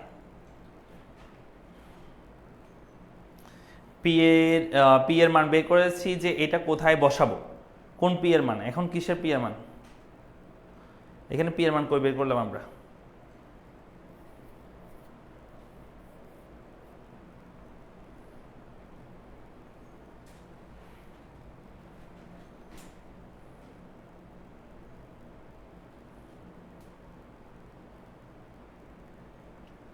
এমসিকিউতে আসে ঢাল বেশিরভাগ সময়, সিকিউতে এমন একটা আসে না। ঠিক আছে? তো আমরা এটা দেখব। এরপর হচ্ছে নিম্নগামী সরলরেখার ঢালও এখানে করা আছে, মানে দেওয়া আছে, তোমরা একটু দেখে নিবা। তো এখানে একটু কারেকশন করে নিও তোমরা। সেটা হচ্ছে এটা x0 এটা x1, ঠিক আছে? এটা হচ্ছে y0 হবে, উপরটা y0 নিচেটা y1 হবে, কেমন? এটা প্রাথমিক মানটা হচ্ছে y0 x0 হবে, পরিবর্তিত মানটা y1 x1 হবে, কেমন? এটা একটু চেঞ্জ করে নিও, এটা 0 হবে, এটা 1 হবে, ওকে? একটু চেঞ্জ করে নিও। তারপর চলে আসি এরপরটা হচ্ছে এখানে কি দেওয়া আছে, হ্যাঁ এগুলো ঠিক আছে। তো এখানে তুমি ভূমি অক্ষের সমান্তরাল সরলরেখার ঢাল বের করো, দেখবা যে সেটা মান আসবে 0 আসবে। এটা করবা তোমরা, বাসা করো, সূত্র দিয়ে করবা। এরপরটা চলে আসি লম্বকের সমান্তরাল হলে ঢাল কি হবে? অসীম হবে। অসীম মানে হচ্ছে ম্যাথ এরর লেখা আসবে ইয়ার মধ্যে, কিসের মধ্যে, যে তোমার ক্যালকুলেটারের মধ্যে। যেমন তুমি যদি কোনো সংখ্যাকে 0 দিয়ে ভাগ করো, আনসার কিন্তু ম্যাথ এরর লেখা আসবে, যেটাকে আমরা অসীম বলে থাকি। কি বলে থাকি? অসীম বলে থাকি। ক্লিয়ার? সো ম্যাথ এরর আসবে। শেষ আমাদের ঢাল টপিকটা। এরপর যে টপিকটা আমাদের আছে সবচেয়ে গুরুত্বপূর্ণ এবং সবচেয়ে বেশি পরীক্ষায় মানে তোমরা সবচেয়ে বেশি ভুল করো এবং সবচেয়ে বেশি এটা নিয়ে ভয় পাও, সেটা হচ্ছে স্থিতিস্থাপকতা বা ইলাস্টিসিটি। এই টপিকটা নিয়ে তোমরা বেশি ভয় পাও এবং ভুলে যাও, কেমন? আচ্ছা, তোমাদেরকে ভুলে না যাওয়ার জন্য আমি একটু কাজ করি, সেটা হচ্ছে আমি এখানে কয়েকটা বিষয় একটু লিখে দিই। সেটা হচ্ছে তোমরা 3টা সূত্র নিয়ে গোলমাল পাকায় ফেলবা। সো সেই 3টা সূত্র একটু লিখে নাও। এখানে আসলে টোটালি স্থিতিস্থাপকতার মধ্যে আসলে 3টা সূত্র মেইনলি কাজে ইউজ হয়। চাহিদার স্থিতিস্থাপকতাগুলোর মধ্যে চাহিদার দাম, চাহিদার আয়, চাহিদার আয়ের স্থিতিস্থাপকতা, এই 3টা সূত্র সবচেয়ে বেশি ইউজ হয়। আরটা হচ্ছে যোগানের দাম স্থিতিস্থাপকতা, এটাও কিন্তু হয় অনেক সময় পরীক্ষা চলে আসে। তো আমরা এই 4টা সূত্র একটু লিখে দিই। প্রথমে যেটা আছে সেটা হচ্ছে চাহিদার দাম স্থিতিস্থাপকতা, যেটাকে আমরা বলি ইপি। চাহিদার দাম স্থিতিস্থাপকতা কি বলা হয়? ইপি বলা হয়, ইলাস্টিসিটি অফ প্রাইস বলা হয়। এটার সূত্র হচ্ছে delta Q divided by delta P into P divided by Q. আবার বলছি, চাহিদার পরিবর্তনকে দামের পরিবর্তন দ্বারা ভাগ এবং পি কিউ দ্বারা ভাগ, অর্থাৎ চাহিদার দাম স্থিতিস্থাপকতার মধ্যে চাহিদার পরিবর্তন ডিভাইড বাই দামের পরিবর্তন into P divide by Q. এটা হচ্ছে ইপি এর প্রথম সূত্র। যারা আগে কখনো পড়া নাই তারা হয়তো বুঝবা না, বাট যারা আগে মোটামুটি একটু হলে দেখছো স্থিতিস্থাপকতা কি জিনিস, তাহলে মোটামুটি বুঝতে পারবা কি বলতে চাচ্ছি। তাহলে এখানে ইপি লিখছি, তারপর আমরা বললি ইউআই মানে চাহিদার আই স্থিতিস্থাপকতার সূত্র, সেটা হচ্ছে delta Q divide by delta Y into আমরা লিখতে পারি যে y ডিভাইডেড বাই কিউ। এটা হচ্ছে দ্বিতীয় সূত্র। 3 নম্বর সূত্র আমাদের হবে সেটা হচ্ছে ইসি, ইলাস্টিসিটি অফ ক্রস, যেটাকে আমরা বলি চাহিদার আড়াআড়ি স্থিতিস্থাপকতা। এই চাহিদার আড়াআড়ি স্থিতিস্থাপকতার সূত্র কি ছিল? সূত্র হচ্ছে উপরে হবে delta Q divided by delta P, আগের মতো এটার মতোই, শুধুমাত্র পার্থক্য কোথায় হবে সেটা আমি বলে দিচ্ছি। আর এখানে হবে পি ডিভাইডেড বাই কিউ। পার্থক্য হচ্ছে এখানেই, এটার মধ্যে ডেল্টা কিউ এখানে হবে এক্স দ্রব্যের চাহিদার পরিবর্তন divide by delta P Y দ্রব্যের দামের পরিবর্তন ইন্টু পি ওয়াইটা উপরে চলে যাবে এবং কিউ এক্সটা কোথায় চলে আসবে? নিচে চলে আসবে। এই হচ্ছে পার্থক্য, মানে কার সাথে? যে এটার সাথে এটার পার্থক্য, চাহিদার দামের সাথে চাহিদার আড়াআড়ি স্থিতির পার্থক্য তো এইটুক, যেখানে এক্স হবে ওয়াই হবে, এখানে ওয়াই এক্স হবে, এইটুক পার্থক্য। এরপর 4 নাম্বার যে সূত্রটা মনে রাখতে হবে সেটা হচ্ছে ইএস, মানে যোগানের দাম স্থিতিস্থাপকতা, যেটাকে আমরা ইএস দ্বারা প্রকাশ করি, সেটা একটু মনে রাখতে হবে। সেটা হচ্ছে আগে যেখানে কিউ বলছি সেখানে জাস্ট এস বলবো, ডেল্টা এস ডিভাইডেড বাই মানে supply divide by delta P into উপরে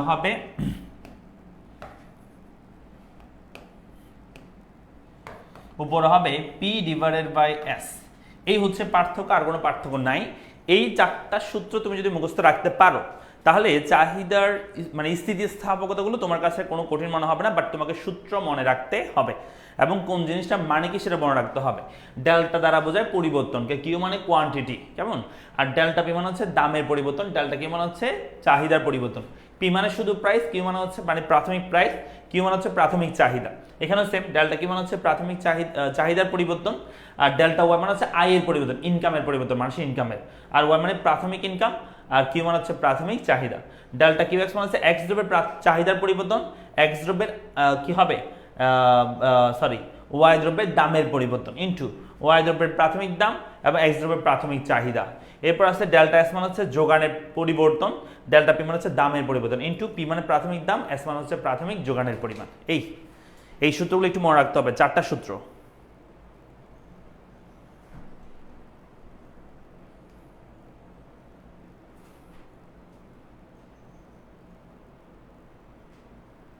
স্বাধীন চলক কোনটা, অধীন চলক কোনটা কেমনে চিনবো? গত ক্লাসে আমি পড়াইছি ভাইয়া, গত ক্লাসটা দেখে নাও, পেজে দেওয়া আছে, গত ক্লাসটা দেখে নিও। এই ক্লাসটা শেষ হলে গত ক্লাসটা দেখে নিবা, তাহলে বুঝতে পারবা। ওকে,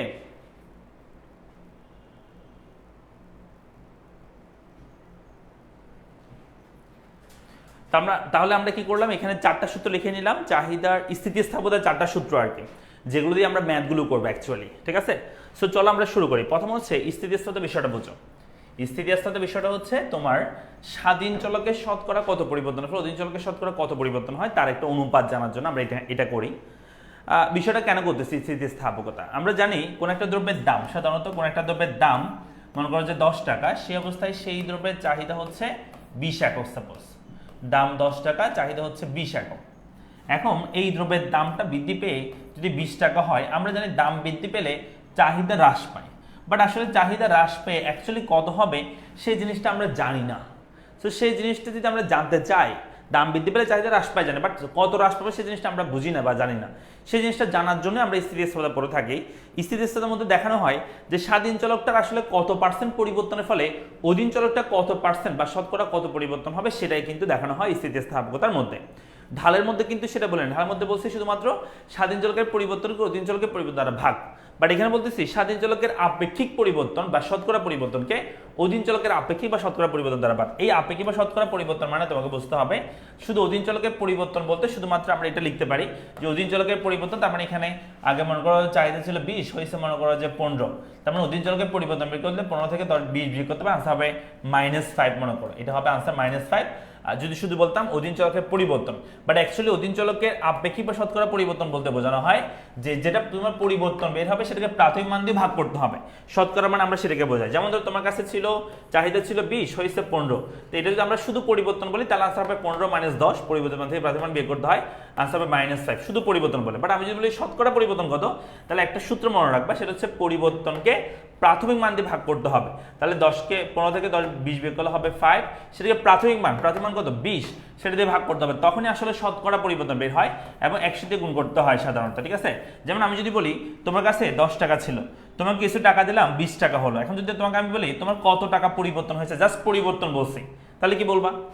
তোমার কত টাকা পরিবর্তন হয়েছে, আগে ছিল 10 টাকা হয়েছে 20 টাকা, কত টাকা পরিবর্তন হয়েছে কি বলবা?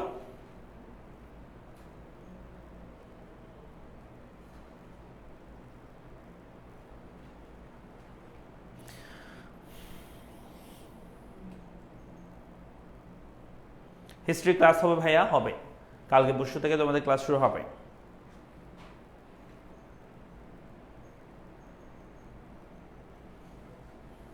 ঢালের ক্ষেত্রে লম্বক অধীন চলক, ভূমি অক্ষে স্বাধীন চলক। ঢালের ক্ষেত্রে কেমন আমাকে বলো তোমরা, যে তোমার কাছে 10 টাকা ছিল, হয়েছে 20 টাকা, তাহলে তোমার কত টাকা পরিবর্তন হয়েছে, কত টাকা পরিবর্তন হয়েছে একটু বলো। আগে ছিল 10 টাকা, হয়েছে 20 টাকা, এর ফলে তোমার কত টাকা পরিবর্তন হয়েছে? কেউ কমেন্ট করে না, কেউ আনসার দিচ্ছে না, চুপচাপ। আনসার হচ্ছে 10 টাকা। তুমি 20 থেকে 10 বিয়োগ করছো, 20 থেকে 10 বিয়োগ করছো, আনসার হচ্ছে 10।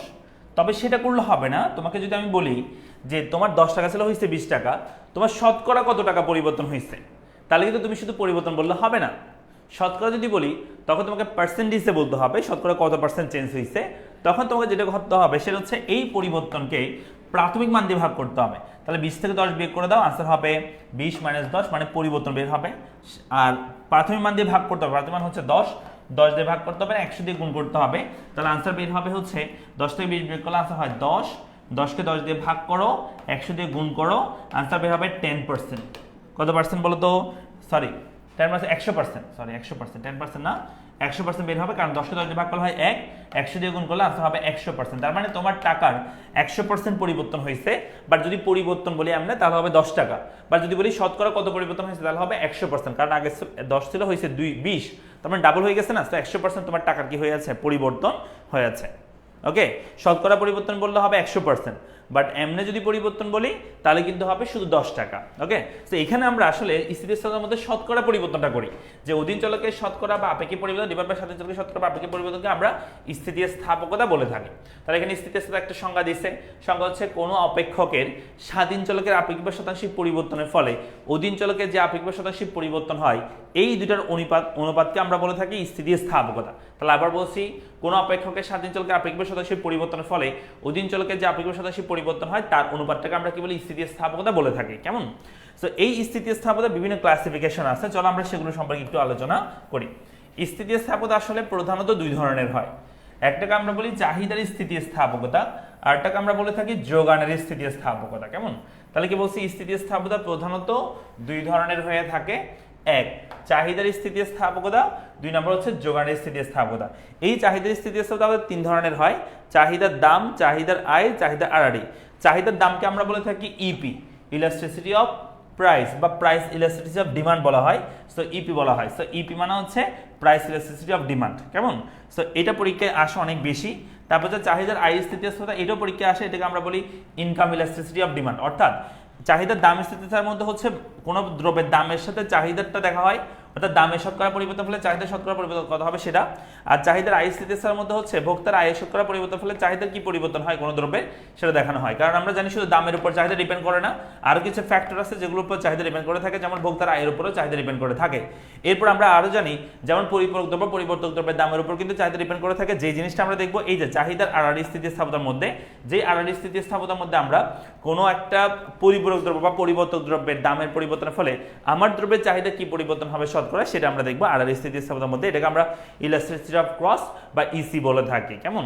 আর যোগানের স্থিতিস্থাপকতা এক ধরনের আমাদের এখানে সিলেবাসের অন্তর্ভুক্ত বা এক ধরনের আমাদের পরীক্ষা আসে, আর কোনো ধরনের পরীক্ষা আসে না, সেটা হচ্ছে যোগানের দাম স্থিতিস্থাপকতা, অর্থাৎ দামের শতকরা পরিবর্তনের ফলে যোগানের শতকরা কত পরিবর্তন হচ্ছে সেই জিনিসটা আমরা যোগানের দাম স্থিতিস্থাপকতার মধ্যে দেখবো। কেমন? আমরা সবাই একটু এগুলো একটু জাস্ট চোখ বোলা নিব, মুখস্থ করার চেষ্টা করবো, দ্রুত করো।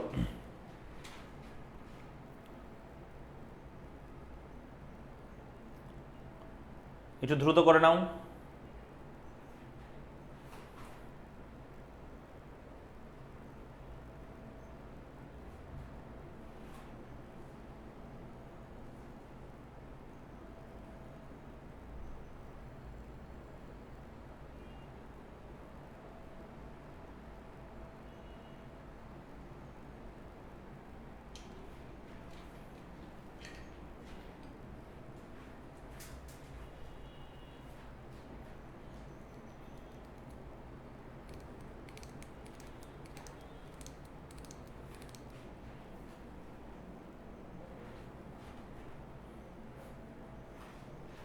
হয়েছে? পারবো? একটু বলো তো পারবে কিনা। তাহলে আমরা চাহিদার স্থিতিস্থাপকতা তিন ধরনের, চাহিদার দাম, চাহিদার আয়, চাহিদার আরআরই। যোগানের হচ্ছে একটাই, যোগানের দাম স্থিতিস্থাপকতা। এগুলো যদি তোমার মাথায় না থাকে তাহলে তোমাকে পড়াতে গেলে তুমি চিন্তা করবে যে কি এখানে এতগুলো কেন, এতগুলো কেন, এটা চিন্তা করবে। আসলে কিন্তু এতগুলো না, কিন্তু এইখানে আছে এই চার ধরনের কি আছে সূত্র আছে, চারটা ম্যাথ আছে, যে চারটা সূত্র তোমাদেরকে আমি অলরেডি লিখে দিয়েছি, তাই না? সে অনুযায়ী আমরা কি করবো, ম্যাথগুলো করবো। ওকে, তাহলে আমরা কি প্রথমটা শুরু করব, চাহিদার দাম স্থিতিস্থাপকতা শুরু করব।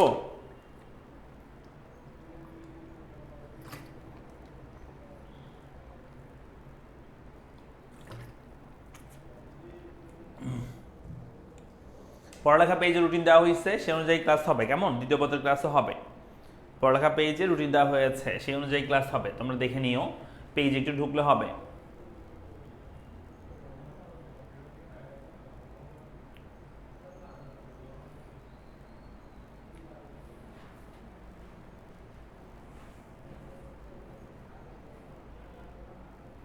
ভাই আর একটু ডিপলি পড়ায়েন। আচ্ছা, আর একটু ডিপলি পড়ালে তো অনেক সময় লাগবে, কারণ স্থিতিস্থাপকতার মধ্যে তোমার যদি একদম ডিপলি আমি পড়াতে চাই মিনিমাম আমাকে 3 ঘন্টা সময় দিতে হবে।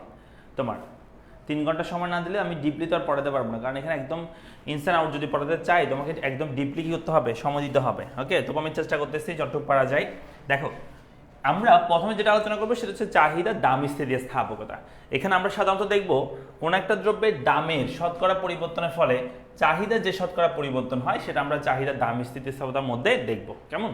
সেটা বলা হচ্ছে যে অন্যান্য অবস্থা অপরিবর্তিত থেকে কোনো দ্রব্যের দামের আপেক্ষিক শতাংশ পরিবর্তনের ফলে চাহিদার যে আপেক্ষিক শতাংশ পরিবর্তন হয় তার অনুরোধকে চাহিদার দাম স্থিতিস্থাপকতা বলে। সেখানে সূত্র লিখছি ইপিএস সূত্র। ইপিএস সূত্র হচ্ছে চাহিদার আপেক্ষিক পরিবর্তন ডিভাইড বাই দামের আপেক্ষিক পরিবর্তন। এই সূত্রটা কিন্তু এলাবোরেট করতে হয় আমাকে, সূত্রটা আমাদের কি করতে হয়, এলাবোরেটলি লিখতে হয়। সো আমি তোমাদেরকে একটু লিখে দিচ্ছি, এই সূত্রটা এলাবোরেটলি লিখে দিচ্ছি। সেটা হচ্ছে এখানে আমরা লিখি এভাবে যে ইপি সমান উপর হচ্ছে চাহিদার আপেক্ষিক পরিবর্তন, এটাকে আমরা কি বলছিলাম, চাহিদার আপেক্ষিক পরিবর্তন বের করতে হলে তোমাকে ওই চাহিদার পরিবর্তনকে চাহিদার পরিবর্তন ডিভাইডেড বাই প্রাথমিক চাহিদা দ্বারা ভাগ করতে হবে, প্রাথমিক চাহিদা দ্বারা ভাগ করতে হবে। এবং 100 দিয়ে করতে হয়, গুণ করতে হয়। নিচেরটাও সেম, নিচেরটা হচ্ছে দামের আপেক্ষিক পরিবর্তন বের করতে হলে দামের পরিবর্তন ডিভাইডেড বাই পরিবর্তন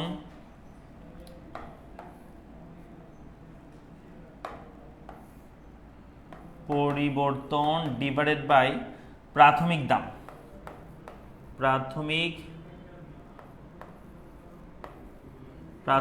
দাম সো ইনটু 100 এখানে গুণ করতে হয়। এখন দেখো বিষয়টা, উপরও আমি 100 গুণ করতে, নিচে 100 গুণ করতে, সো 100 গুলো আর লেখার প্রয়োজন পড়ে না। 100 গুলো তুমি চাইলে বাদ দিতে পারবে, 100 গুলো না লিখলেও চলে। সো 100 গুলো না লিখলে তুমি এখান থেকে বাদ দিবে 100, এখান থেকে 100 বাদ দিচ্ছ কেন? কারণ উপরও 100 গুণ করো, নিচে 100 গুণ করা, আলটিমেটলি একটা কোণটা দিয়ে আবার ভাগ করে ফেললে সেটা কিন্তু আলটিমেটলি চলে যায়, সেজন্য 100 না লিখলেও চলে। এই চাহিদা পরিবর্তনকে আমরা বলি ডেল্টা কিউ। কেমন? চাহিদা পরিবর্তনকে আমরা বলি ডেল্টা কিউ, আর প্রাথমিক চাহিদাকে আমরা বলবো শুধু কিউ, কোয়ান্টিটি। আর এই দামের পরিবর্তনকে আমরা বলি ডেল্টা পি, মানে দামের পরিবর্তন। এই প্রাথমিক দামকে আমরা বলি শুধু পি, এই প্রাথমিক দামকে আমরা শুধু পি বলি। আচ্ছা, এরপরের সেন্টেন্সে আমরা লিখতেছি, জাস্ট বাংলা লেখাগুলো বাদ দিচ্ছি, আমরা জাস্ট ইংরেজিতে শর্ট ফর্মগুলো লিখতেছি। যেমন উপরে হবে হচ্ছে delta Q divided by delta Q, আর নিচে হবে হচ্ছে ডেল্টা পি, নিচে হবে ডেল্টা পি ডিভাইডেড বাই, এখানে হবে কি হবে? পি হবে। কেমন?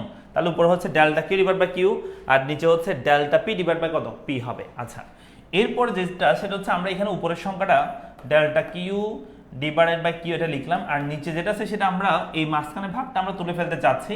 মাঝখানে ভাগটা তুলতে হলে এখানে গুণ লিখলাম, তাহলে নিচের সংখ্যাটা উল্টাই দিব, উল্টা দিলে হবে উপরে হবে পি আর নিচে হবে ডেল্টা পি। কেমন? তাহলে আমাদের আনসার কি দাঁড়াবে? আনসার হচ্ছে এতটুকু করতেছি আমরা কিভাবে দেখো তো, উপরের জিনিসটা এখানে লিখে দিলাম, নিচেরটা আমরা উল্টা দিলাম, কারণ ভাগ যেখানে ছিল সেটা আমরা গুণ লিখছি বিদায়। এখন আমরা একটু সাজা নিব, সাজা কেমন নিব? ডেল্টা কিউ আমরা এই পাশে লিখলাম, ডেল্টা পিটা আমরা এই পাশে নিয়ে আসবো, ডেল্টা পি এই পাশে, ইনটু উপরে থাকবে পি, নিচে থাকবে কত? কিউ। এটা কেন করতেছি দেখো, এই ডেল্টা কিউটা এই পাশে আনতেছি, কিউটা আমরা এই পাশে নিয়ে আসতেছি, জাস্ট এইটুকুই করছি। ডেল্টা কিউটা এই পাশে, ডেল্টা পিটা এই পাশে, কিউটা আমরা এই পাশে নিয়ে গেলাম, এটাই। এটা সাজা লিখতেছি আর কি, একটু সাজা লিখতেছি, মানে ডেল্টার সাথে ডেল্টাটা একটু সাজা লিখতেছি। এটাই হচ্ছে আমাদের ইপি এর সূত্র। কার সূত্র? এটা হচ্ছে আমাদের ইপি, ইলাস্টিসিটি অফ প্রাইসের সূত্র, যেটা আমি অলরেডি প্রথমেই তোমাদের শুরুতে লিখে দিছি। ইপি এর সূত্র কি হবে?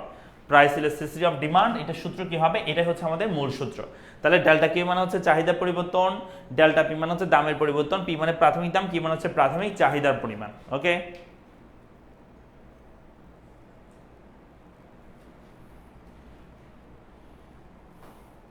হ্যাঁ বিও নাই বললে চলে, যেখানে 1K বিও হওয়ার কথা। হ্যাঁ, তোমাদের দায়িত্ব তোমরা পূরণ না করলে এরকম তো হবেই। দেখো তোমরা কয়জন ক্লাসে শেয়ার করছো, আমি একটু বলি তোমাদেরকে। শুধু 30টা শেয়ার হয়েছে, 38টা শেয়ার হয়েছে, চিন্তা করো। আমারও ক্লাস নিতে ইচ্ছে করে না।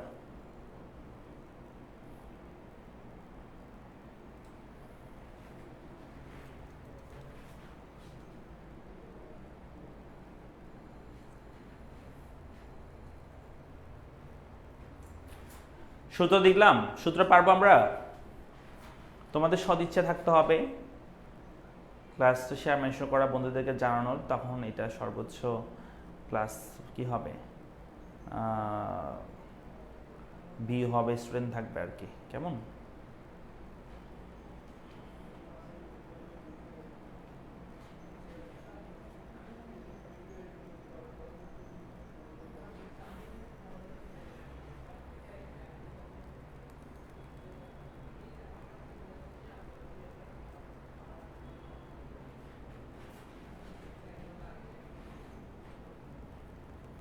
হয়েছে?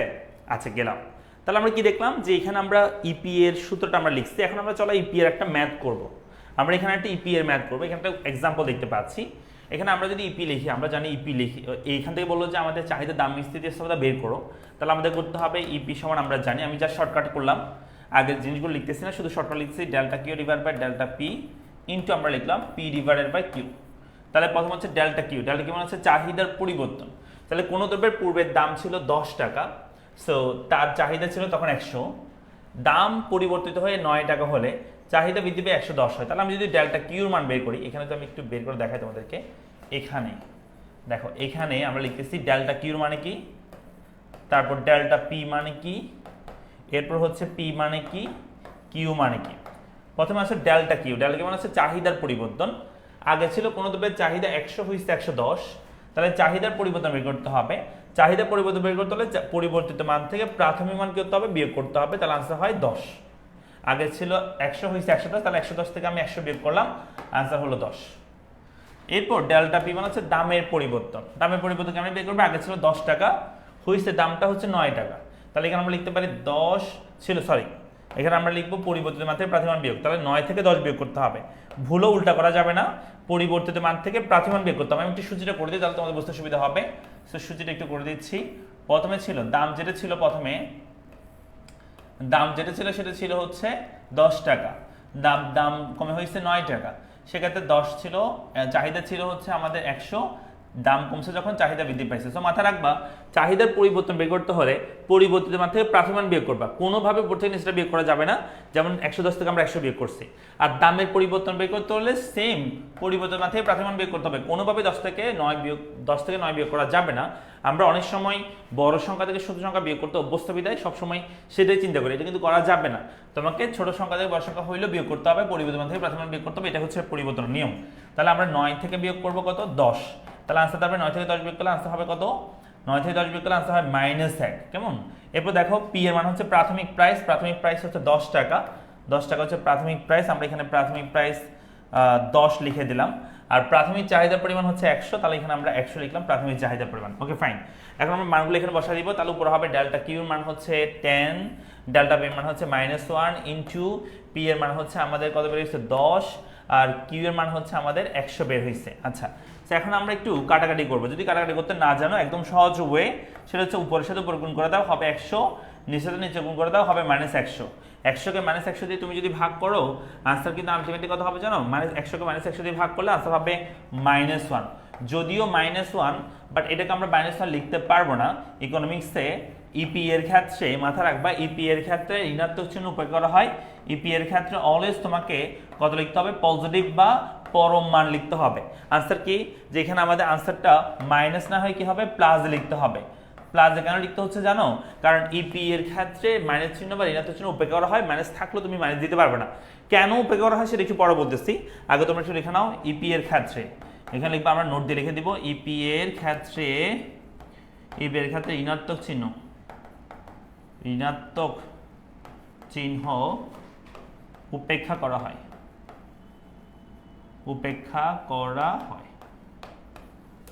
সো ইপি এর ক্ষেত্রে তোমাকে মাইনাস চিহ্ন বা পরম মান গ্রহণ করা হয়, এভাবে লিখে দিতে হবে। কেন এটা করতে হয় আমি তোমাদেরকে বলি। যেমন আমরা জানি দামের সাথে চাহিদার একটা বিপরীতমুখী সম্পর্ক, এটা অলওয়েজ থাকবে, কারণ দামের সাথে চাহিদার অলওয়েজ বিপরীতমুখী সম্পর্ক থাকে। সো দাম বৃদ্ধি পেলে চাহিদা হ্রাস পাবে, অথবা দাম হ্রাস পেলে চাহিদা বৃদ্ধি পাবে, এটাই তো হবে নাকি। তো এটা ক্ষেত্রে দেখবা যে এখানে দাম অবশ্য হয়তো এইটার আনসারটা মাইনাস আসবে, যদি এটা তোমার দামটা যদি হ্রাস পায় তাহলে এটা যদি বৃদ্ধি পায় তাহলে এটা পজিটিভ, এটা নেগেটিভ আসবে। আবার যদি দাম বৃদ্ধি পায়, এটা যদি হ্রাস পায় তাহলে এইটা নেগেটিভ আসবে, পরেরটা পজিটিভ আসবে। অর্থাৎ ডেল্টা কি অথবা ডেল্টা পি যে কোনো একটা তোমার কি আসবে, নেগেটিভ আসবে ইপি এর ক্ষেত্রে। তো নেগেটিভ আসার কারণে আলটিমেটলি তোমার হয়তো উপরে অথবা নিচে এখানে যে কোনো একটা মাইনাস আসলে আলটিমেটলি আনসারটা মাইনাস আসবে। কিন্তু আসলে ইকোনমিক্সে এই ইলাস্ট্রিসিটি দ্বারা এটা দেখানো হয় না যে কোন একটা দ্রব্যের স্বাধীন চলকের কত পার্সেন্ট হ্রাসের ফলে অধীন চলক কত পার্সেন্ট বৃদ্ধি পাচ্ছে সেটা ফ্যাক্ট না। অর্থাৎ হ্রাস পাচ্ছে না বৃদ্ধি পাচ্ছে সেটা ফ্যাক্ট না, ফ্যাক্ট হচ্ছে কত পার্সেন্ট সেটা। হ্রাস পাচ্ছে না বৃদ্ধি পাচ্ছে সেটা ফ্যাক্ট না। যেমন আমি যদি বলি এখানে দামের পরিবর্তন হয়েছে, আগে ছিল 10 হয়েছে 9, তাহলে দামের পরিবর্তন হয়েছে 10%। 10% দাম কি পাইছে, হ্রাস পাইছে। স্যার কেমনে করছি দেখো, আমি তোমাদেরকে দেখাই দাম কেমনে কত পার্সেন্ট পরিবর্তন হয়েছে। দেখো দামের পরিবর্তন বের করতে শতকরা পরিবর্তন, একটু আগে বলছি শতকরা পরিবর্তন বের করতে হলে পরিবর্তনকে প্রাথমিক মান দিয়ে ভাগ করতে হয়। তো 9 থেকে 10 বের করলে হবে পরিবর্তন, প্রাথমিক মান দিয়ে ভাগ করব, 100 দিয়ে গুণ করব, তাহলে আনসার হয় এটা থেকে বের করলে হয় -1, এবং 10 দিয়ে ভাগ 100 দিয়ে গুণ করলে হবে -10% হচ্ছে তোমার দাম হ্রাস পাইছে। দ্যাট মিনস এই দ্রব্যের দাম হ্রাস পাইছে 10%। আর চাহিদা পরিবর্তন যদি বের করি শতকরা, তাহলে হবে পরিবর্তন থেকে প্রাথমিক মান বের করো, তাহলে পরিবর্তন বের হবে, প্রাথমিক মান বের করে দিচ্ছি, এবং প্রাথমিক মান দিয়ে ভাগ করে দাও, 100 দিয়ে গুণ করো। তাহলে এটা ক্ষেত্রে তুমি যদি করো 100 থেকে 100 বিয়োগ দাও, 100 দিয়ে ভাগ করো, 100 দিয়ে গুণ করো, মানে এখান থেকে এটা বের করলে হয় 10, 10কে 100 দিয়ে ভাগ 100 দিয়ে গুণ করলে আনসার হবে 10%। অর্থাৎ আমাদের এই অঙ্কের ক্ষেত্রে দামের পরিবর্তন হয়েছে, এই দামের পরিবর্তন হয়েছে মানে হ্রাস পাইছে দাম 10%। আর চাহিদা বৃদ্ধি পাইছে কত পার্সেন্ট, চাহিদা বৃদ্ধি পাইছে 10%। এখানে আসলে বৃদ্ধি পাচ্ছে নাকি হ্রাস পাচ্ছে সেটা ফ্যাক্ট না, অর্থাৎ এটা মাইনাস না প্লাস সেটা ফ্যাক্ট না, ফ্যাক্ট হচ্ছে ওই 10%টা, অর্থাৎ দামের শতকরা পরিবর্তন কত পার্সেন্ট চেঞ্জ হচ্ছে, 10% চেঞ্জ হচ্ছে, এখানেও 10% চেঞ্জ হচ্ছে, এটা ফ্যাক্ট। ফ্যাক্ট এটা নয় যে দামের কত পার্সেন্ট হ্রাসের ফলে চাহিদা কত পার্সেন্ট বৃদ্ধি পাচ্ছে, প্লাস না মাইনাস সেটা ফ্যাক্ট না, ফ্যাক্ট হচ্ছে কত পার্সেন্ট, সেটা ওই সংখ্যাটা হচ্ছে ফ্যাক্ট। তাই এখানে মানে ইলাস্টিসিটির মধ্যে দেখা হয় যে দামের কত পার্সেন্ট পরিবর্তন হলে চাহিদা কত পার্সেন্ট পরিবর্তন হচ্ছে, এটা নয় যে দামের কত পার্সেন্ট হ্রাসের ফলে বা বৃদ্ধির ফলে অধীন চলকের কত পার্সেন্ট হ্রাস বা বৃদ্ধি পাচ্ছে, অর্থাৎ হ্রাস পার্সেন্ট বৃদ্ধি হচ্ছে সেটা ফ্যাক্ট না, ফ্যাক্ট হচ্ছে কত পার্সেন্ট, ওই পার্সেন্টটা হচ্ছে ফ্যাক্ট। বৃদ্ধি নাকি হ্রাস সেটা ফ্যাক্ট না, সেটা বিষয় না, সেটা আমরা এখানে বের করতেছি না। তো তার কারণে ইপি এর ক্ষেত্রে মাইনাস চিহ্ন বা ঋণাত্মক চিহ্ন কি করা হয়, উপেক্ষা করা হয়। আমরা কি বুঝতে পেরেছি?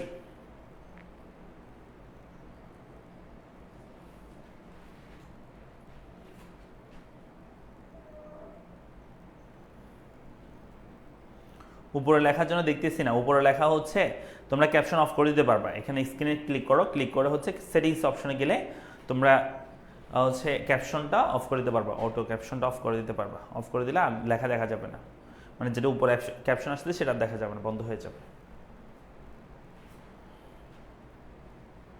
তাহলে আমরা বলবো ইপি এর ক্ষেত্রে ঋণাত্মক চিহ্ন উপেক্ষা করা হয়, কারণ হচ্ছে ইপি আসলে ইলাস্টিসিটি দ্বারা বোঝানো হয় স্বাধীন চলকের কত পার্সেন্ট পরিবর্তন ফলে অধীন চলক কত পার্সেন্ট পরিবর্তন হবে সেটা, এটা নয় যে স্বাধীন চলক কত পার্সেন্ট হ্রাসের ফলে অধীন চলক কত পার্সেন্ট বৃদ্ধি পায় সেটা নয়, অর্থাৎ হ্রাস না বৃদ্ধি সেটা ফ্যাক্ট না, ফ্যাক্ট হচ্ছে কত পার্সেন্ট সেটা।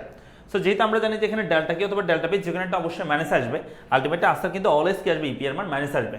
পরীক্ষায় যদি একটা ম্যাথ দিয়ে এরকম বলে যে এটার আনসার কত, মাইনাসে থাকতে পারে আনসার, প্লাসও থাকতে পারে তোমাদের অপশনের মধ্যে, তোমরা কিন্তু মাইনাসটা আনসার করলে হবে না, তোমাকে প্লাসটা আনসার করতে হবে। কি বলছি বলো, মাইনাসটা আনসার করলে হবে না, প্লাসটা আনসার করতে হবে, সরি মাইনাসটা আনসার করলে হবে না, প্লাসটা আনসার করতে হবে।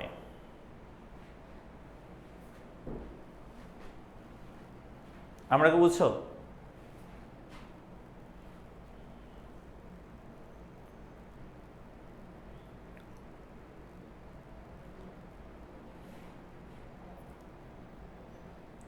আমরা কি বুঝছি? পারবো এটা, ইপি টা পারবো? আচ্ছা দেখো, সো ইপি এর মানটা আমাদের কত বের হচ্ছে, 1 বের হয়েছে। আসলে অ্যাকচুয়ালি ইপি এর মানটা 5 ধরনের হইতে পারে। দেখো এরপরে আছে যে আমাদের ইপি এর যে মানটা আমরা বের করছি, এই মানটা আসলে 5 ধরনের বা 5 রকম পেতে পারি। যেমন ইপি সমান 1, যেমন আমাদের অঙ্কে ইপি সমান 1 আসছে। ইপি সমান 1 দ্বারা তোমরা কি বুঝতো, যে স্বাধীন চলকের যত পার্সেন্ট পরিবর্তন হয় অধীন চলকেরও সেম পার্সেন্ট পরিবর্তন হচ্ছে, বিদায় ইপি এর মানটা কত আসছে বলতো, 1 আসছে। যেমন তোমরা একটু আগে দেখছো যে দামের পরিবর্তন হয়েছিল 10%, চাহিদার পরিবর্তন 10% হয়েছে, বিদায় ইপি এর মানটা কত আসছে, 1 আসছে। তো ইপি এর মানে একের চেয়ে বড়, একের চেয়ে বড় মানে কি স্যার, একের চেয়ে বড় মানে হচ্ছে যেমন 1.5 বড় একের চেয়ে, তারপর আমরা 5 একের চেয়ে বড় বলতে পারি, 10 একের চেয়ে বড় বলতে পারি, অর্থাৎ ইপি এর মানটা যখন কি হবে একের চেয়ে বড় দেখাবে তখন সেটাকে আমরা বলি ইপি গ্রেটার দেন 1। তো এরকম কখন হয় জানো, যখন স্বাধীন চলক যে হারে পরিবর্তন হয় অধীন চলক যদি তার চেয়ে বেশি হারে পরিবর্তন হয়, অর্থাৎ স্বাধীন চলক পরিবর্তন হয়েছে মনে করো 10%, কিন্তু অধীন চলক তার চেয়ে বেশি পরিবর্তন হয়েছে, 20% পরিবর্তন হয়ে গেছে, তখন সেক্ষেত্রে ইপি এর মানটা কি হয়, একের চেয়ে বড় হয়ে থাকে। কেমন? আর ইপি এর মানটা একের চেয়ে ছোট কখন হয়, যেমন আমরা যদি বলি ইপি এর মান 0.5, 0.25 অথবা 0.5, এগুলো হচ্ছে একের চেয়ে ছোট, তবে 0 এর চেয়ে বড়, 0 এর চেয়ে বড়, একের চেয়ে ছোট, এটাকে বলা হয় ইপি লেস দেন 1। এইটা কখন হয় জানো, যখন স্বাধীন চলক যে হারে পরিবর্তন হয় অধীন চলক তার চেয়ে কম হারে পরিবর্তন হয়, তখন আমরা বলি সেক্ষেত্রে ইপি এর মানটা একের চেয়ে ছোট হয়।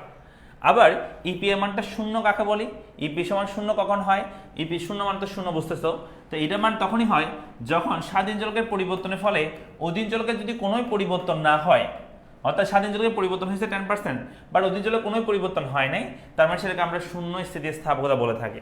আর অসীম স্থিতিস্থাপক মানে হচ্ছে ম্যাথ এরর লেখা আসে, ম্যাথ এরর যেখানে আসবে সেটা হচ্ছে এরকম, যদি কোনো স্বাধীন চলকের পরিবর্তন ছাড়াই, দ্যাট মিনস স্বাধীন চলকের কোনো পরিবর্তন হয় নাই, বাট অধীন চলকের পরিবর্তন হয়েছে, স্বাধীন চলকের পরিবর্তন ছাড়া অধীন চলকের পরিবর্তন হলে সেক্ষেত্রে আমরা এটা মান হচ্ছে কি আছে, অসীম এসে থাকে। যেমন কোনো সংখ্যা তুমি যদি 5 দ্বারা 0 দ্বারা ভাগ করো, যে কোনো সংখ্যা 10কে তুমি 0 দ্বারা ভাগ করছো, কোনো কারণে 0 চলে আসছে নিচে, তখন উপরে 10 চলে আসছে বা যে কোনো সংখ্যা আসছে, তাহলে কিন্তু আনসার অসীম আসবে, ম্যাথ এরর লেখা আসবে। তাহলে আমরা বলতেছি ইপি এর মানটা অসীম তখনই হয় যখন স্বাধীন চলকের পরিবর্তন ছাড়াই অধীন চলকের পরিবর্তন হবে, কেমন? আর ইপি এর মানটা শূন্য হয় যখন স্বাধীন চলকের পরিবর্তন হলে অধীন চলকের কোনো পরিবর্তন না হলে ইপি এর মানটা শূন্য হবে। আর স্বাধীন চলকের পরিবর্তন যে হারে হয়, অধীন চলকের পরিবর্তন যদি যাচ্ছে কম হারে হয়, তাহলে সেক্ষেত্রে ইপি এর মানটা একের চেয়ে ছোট আসবে। একের চেয়ে বড় কখন আসে? এই স্বাধীন চলক যে হারে পরিবর্তন, অধীন চলক যদি যাচ্ছে বেশি হারে পরিবর্তন হয়। আর একের সমান আসে স্বাধীন চলক যে হারে পরিবর্তন, অধীন চলক যদি একই হারে পরিবর্তন হয়। আবার এগুলোর নামও আছে, যেমন ইপি সমান 1 হলে বলা হয় এককের সমান স্থিতিস্থাপকতা, ইপি গ্রেটার দেন 1 হলে বলা হয় এককের কম বেশি স্থিতিস্থাপকতা, ইপি লেস দেন 1 হলে বলা হয় এককের কম স্থিতিস্থাপকতা, ইপি মান শূন্য হলে বলা হয় শূন্য স্থিতিস্থাপকতা, ইপি এর মান অসীম বলা হয় অসীম হলে বলা হয় অসীম স্থিতিস্থাপকতা। এই যে একটা ছক, এই ছকটা খুবই গুরুত্বপূর্ণ। এটা আমি এতক্ষণ বলছিলাম যে ইপি এর মানটা 1 হলে এটাকে বলা হয় এককের সমান স্থিতিস্থাপকতা, ইপি এর মানটা একের চেয়ে বড় হলে বলা হয় একের চেয়ে বেশি স্থিতিস্থাপকতা, ইপি এর মান শূন্য একের চেয়ে ছোট হলে বলা হয় এককের কম স্থিতিস্থাপকতা, ইপি এর মান শূন্য হলে বলা হয় শূন্য স্থিতিস্থাপকতা, ইপি এর মান অসীম হলে বলা হয় অসীম স্থিতিস্থাপকতা। ওই ম্যাথটা করে আর কি পরীক্ষা সাধারণত 3 নম্বরে আমাদের ম্যাথটা করতে বলে, 3 নম্বরে ম্যাথটা করে 4 নম্বরে আমাদের করতে বলে যে, অথবা 3 নম্বরে বলে ফেলতে পারে যে দ্রব্যের স্থিতিস্থাপকতা স্থিতিস্থাপ মান নির্ণয় পূর্বক দ্রব্যের প্রকৃতি ব্যাখ্যা করো, অর্থাৎ এটা কোন ধরনের দ্রব্য সেটা তোমাকে ব্যাখ্যা করতে বলতে পারে। তাহলে আমরা ব্যাখ্যা কেমনে করবো সেটা আমরা এখানে দেখতেছি। এটা দ্রব্যের প্রকৃতি লেখা আছে, স্থিতিস্থাপ ধরন লেখা আছে, আমরা দেখবো। দেখো এর আগে একটু বলে ফেলি, ওই যে বলছিলাম এককের সমান স্থিতিস্থাপকতা মানে হচ্ছে স্বাধীন চলক যে হারে পরিবর্তন হবে, অধীন চলক একই হারে পরিবর্তন হবে। দেখো এখানে দাম যতটুকু হ্রাস পাচ্ছে চাহিদা সেম পরিমাণ বৃদ্ধি পাচ্ছে। আর এক প্রকার বেশি স্থিতিস্থাপকতা বলছে কি, দাম যে হারে পরিবর্তন হবে চাহিদা যদি যাচ্ছে বেশি হারে পরিবর্তন হয়। দেখো এখানে দাম হ্রাস পাইছে কম, বাট চাহিদা অনেক বেশি বেড়ে গেছে। আর এক প্রকার কম স্থিতিস্থাপকতা হচ্ছে দাম যে হারে পরিবর্তন হয় চাহিদা তার চেয়ে কম হারে পরিবর্তন হয়, দামের অনেক হ্রাস পাইছে বাট চাহিদা বৃদ্ধি পাইছে সামান্য।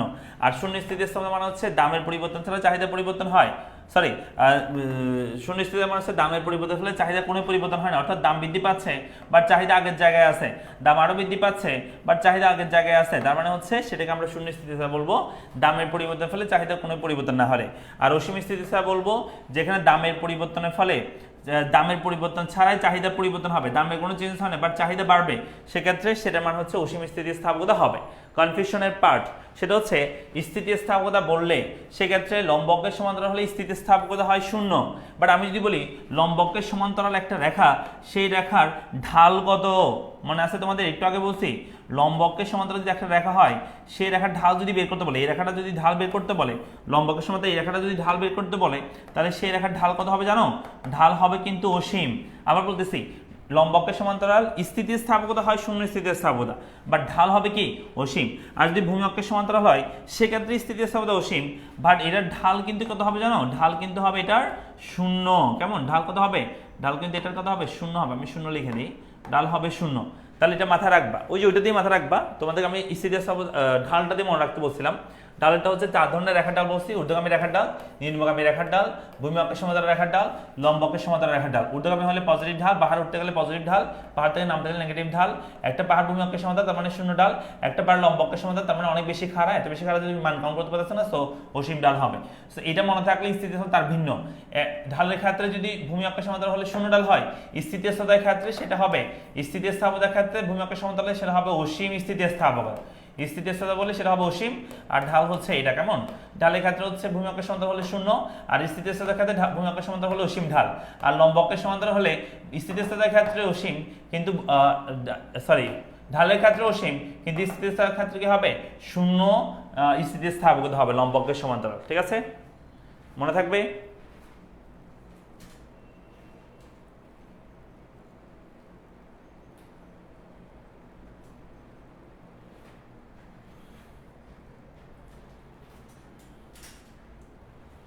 আমরা কি বুঝছি? পারবো?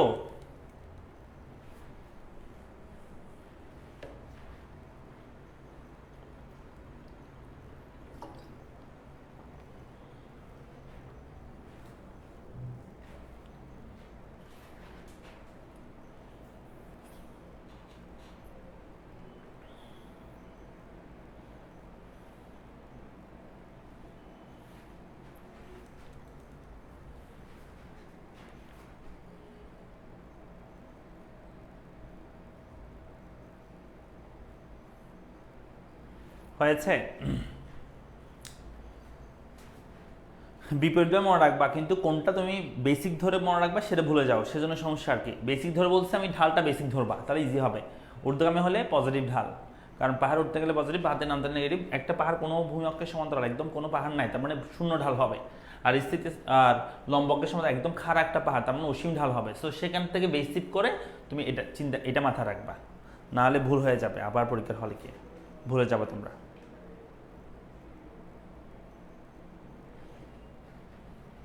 আচ্ছা, তাহলে গেল এটা। এরপর চলে আসি দ্রব্যের প্রকৃতি। দেখো, স্থিতিস্থাপকতা মানের উপর ভিত্তি করে কিন্তু তোমাকে বুঝতে হবে এটা কোন ধরনের দ্রব্যের ক্ষেত্রে হয়ে থাকে। যেমন আমরা বলে থাকি যদি ইপি এর মানটা, যেটা আমরা ইলাস্টিসিটি অফ প্রাইস বলতেছি, এই ইপি এর মানটা যদি 1 আসে, যেটা আমরা ইপি বলছিলাম, সেই ইপি এর মানটা যদি কত আসে বলতো, ইপি এর মানটা যদি কত আসে 1 আসে, তাহলে সেটা আমরা বলি যে কোনো সাধারণ দ্রব্যের ক্ষেত্রে এটা হইতে পারে। অর্থাৎ যে কোনো, যেমন এই কলমটা একটা সাধারণ দ্রব্য, এই দ্রব্যের ক্ষেত্রে হয়তো দাম যে হারে পরিবর্তন হচ্ছে, চাহিদা একই হারে পরিবর্তন হইতেই পারে। আর 2 নম্বর হচ্ছে ইপি এর মানটা যদি একের চেয়ে বড় আসে, যেমন ধরো 1.5 বা 5 আসছে বা 10 আসছে, এক্ষেত্রে আমরা বলতে পারি যে সেটা বিলাস জাতীয় দ্রব্য, যেমন দামি গাড়ি, বাড়ি, টিভি, এসি এগুলো থেকে হয়ে থাকে। কেন? কারণ এগুলোর ক্ষেত্রে দাম যে হারে পরিবর্তন হয়, চাহিদা তার চেয়ে বেশি হারে পরিবর্তন হয়। যখনই দামের সামান্য পরিবর্তন হয়, চাহিদার ব্যাপক পরিবর্তন হয় এগুলোর ক্ষেত্রে। এরপর চলে আসে ইপি এর মানের ক্ষেত্রে ছোট হলে সেটাকে আমরা বলে থাকি সেটাকে আমরা বলে থাকি তোমার হচ্ছে একক প্রকার কম স্থিতিস্থাপকতা। এটা হয় দাম যে হারে পরিবর্তন হয়, তার চেয়ে কম হারে পরিবর্তন হয়। এই জিনিসটা হয়ে থাকে নিত্য প্রয়োজনীয় দ্রব্য, যেমন চাল, ডাল এগুলোর ক্ষেত্রে তোমার হচ্ছে দেখা যায় যে দাম যে হারে পরিবর্তন হয়, চাইলে তার চেয়ে কম হারে পরিবর্তন। যেমন ধরো তুমি যদি বলি যে, তোমাকে যদি বলি চালের দাম মনে করো 80 থেকে 90 টাকা হয়ে গেছে, তাহলে তুমি কি 2 কেজির জায়গায় 1 কেজি চাল কিনে আনো বাসা খাওয়ার জন্য? চালকে আগের চেয়ে, মানে ভাতকে আগের চেয়ে কম খাও? কম কিন্তু খাও না। আগে যখন চালের দাম ছিল 40 টাকা, তখন আমরা যেমন ভাত খাই, এখন 100 টাকা হয়েছে, তাও সেম ভাত খাই। তার মানে এখানে দামের অনেক বেশি পরিবর্তন, ফলে হয়তো সামান্য চেঞ্জ হইতে পারে, একটু সেভ করে চলতে পারে, মানে অপচয় না হয় মতো চলে, তাই একটু হয়তো চাহিদা কমে, বাট দামের ব্যাপক পরিবর্তন হলে চাহিদা সামান্য পরিবর্তন হয়, যেটা হয়ে থাকে নিত্য প্রয়োজনীয় দ্রব্যের ক্ষেত্রে। আর অতি নিত্য প্রয়োজনীয় ইপি এর মান 0 হয়। ইপি এর মান 0 হয় কখন? যখন অতি নিত্য প্রয়োজনীয় দ্রব্য হবে। অতি নিত্য প্রয়োজনীয় দ্রব্য মানে হচ্ছে সাধারণত ওষুধকে বোঝানো হয়, লবণও বলতে পারো, বাট লবণটাও আসলে প্রয়োজনের মধ্যে পড়ে। অনেকে তো লবণ ছাড়াও খায়, বাট যারা লবণ ছাড়া খেতেই পারে না, তাদের জন্য অবশ্যই সেটা প্রয়োজনীয় দ্রব্য। তাহলে তোমার ওষুধের দাম যতই হোক, একজন মনে করো যে রোগী, একজন মনে করো যে হার্টের রোগী, তার মনে করো একটা ওষুধ খাইতে হয় প্রতিদিন, সেই ওষুধের দাম ছিল 100 টাকা, সেই ওষুধের দাম বেড়ে যদি 200 টাকা হয়ে যায়, তাহলে কি সে অর্ধেক খাইতে পারবে না। অর্থাৎ এক্ষেত্রে দামের তোমার পরিবর্তন যতই হোক, চাহিদা কিন্তু আগের জায়গায় থাকবে, সেটাকে বলা হচ্ছে অতি নিত্য প্রয়োজনীয় দ্রব্যের ক্ষেত্রে মানে ইপি এর মানটা কি হয়? 0 হয়ে থাকে। আর অসীম হয়ে থাকে, ইপি এর মান অসীম হয়ে থাকে পাবলিক গুডস বা সরকারি দ্রব্য, যেমন বিআরটিসি, রেল এগুলোর ক্ষেত্রে তোমার যেমন ওয়াসার পানি, তোমার মানুষ দিন দিন বাড়তেছে, তাই না? সো মানুষ বৃদ্ধি পাওয়ার ফলে দামের হয়তো তেমন একটা চেঞ্জ হয় না ওয়াসার পানির, বাট ডিমান্ড কিন্তু বাড়তেই থাকে, তাই না? দিন দিন বাড়তে থাকে। তাই সেটা ক্ষেত্রে বলা হচ্ছে যে পাবলিক গুডস বা সরকারি গুডসগুলোর ক্ষেত্রে দামের তেমন একটা পরিবর্তন হয় না, বাট চাহিদা পরিবর্তন হইতে থাকে। সেটা হচ্ছে আমরা বলছি ইপি এর ক্ষেত্রে ইপি এর মান কি হবে? অসীম হবে পাবলিক গুডসগুলোর ক্ষেত্রে। কেমন? সো এরপর আরেকটা বিষয় বলছে এখানে যে স্থিতিস্থাপকতার ধরন। যেমন এখানে 4 ধরনের স্থিতিস্থাপক ধরন আছে। একটা হচ্ছে স্থিতিস্থাপক চাহিদা ও স্থিতিস্থাপক চাহিদা, আগে দুটো বোঝো। স্থিতিস্থাপক চাহিদা মানে বোঝানো হয় দাম যে হারে পরিবর্তন হয়, চাহিদা যদি তার চেয়ে বেশি হারে পরিবর্তন হয়। দাম যে হারে পরিবর্তন হয়, চাহিদা যদি তার চেয়ে বেশি হারে পরিবর্তন হয়, সেটাকে বলা হয় স্থিতিস্থাপক চাহিদা। তার মানে দাম যে হারে পরিবর্তন হচ্ছে, চাহিদা তার চেয়ে বেশি যদি কোনো কারণে পরিবর্তন হয় কোনো একটা দ্রব্যের, তাহলে আমরা বলি সেই দ্রব্যটার স্থিতিস্থাপক চাহিদা নির্দেশ করতেছে। দাম যে হারে পরিবর্তন হয়, চাহিদা তার চেয়ে বেশি হারে পরিবর্তন হয়। কেমন? তাহলে দাম যে হারে পরিবর্তন হয়, চাহিদা যদি তার চেয়ে বেশি হারে পরিবর্তন হয়, সেটাকে বলা হয় স্থিতিস্থাপক চাহিদা। আর ওই স্থিতিস্থাপক হচ্ছে তার বিপরীত। তার বিপরীত কি? দাম যে হারে পরিবর্তন হয়, চাহিদা যদি তার চেয়ে কম হারে পরিবর্তন হয়, সেটাকে আমরা ওই স্থিতিস্থাপক চাহিদা বলবো। তাহলে স্থিতিস্থাপক চাহিদা কি? দাম যে হারে পরিবর্তন হয়, চাহিদা যদি একই হারে তার চেয়ে বেশি হারে পরিবর্তন হয়, তাকে আমরা স্থিতিস্থাপক চাহিদা বলি। যেমন ইপি এর মান একের চেয়ে বেশি হলে সেটাকে আমরা বলি স্থিতিস্থাপক চাহিদা ক্ষেত্রে বা স্থিতিস্থাপক দ্রব্যের ক্ষেত্রে আমাদের ইপি এর মানটা একের চেয়ে কি হয়?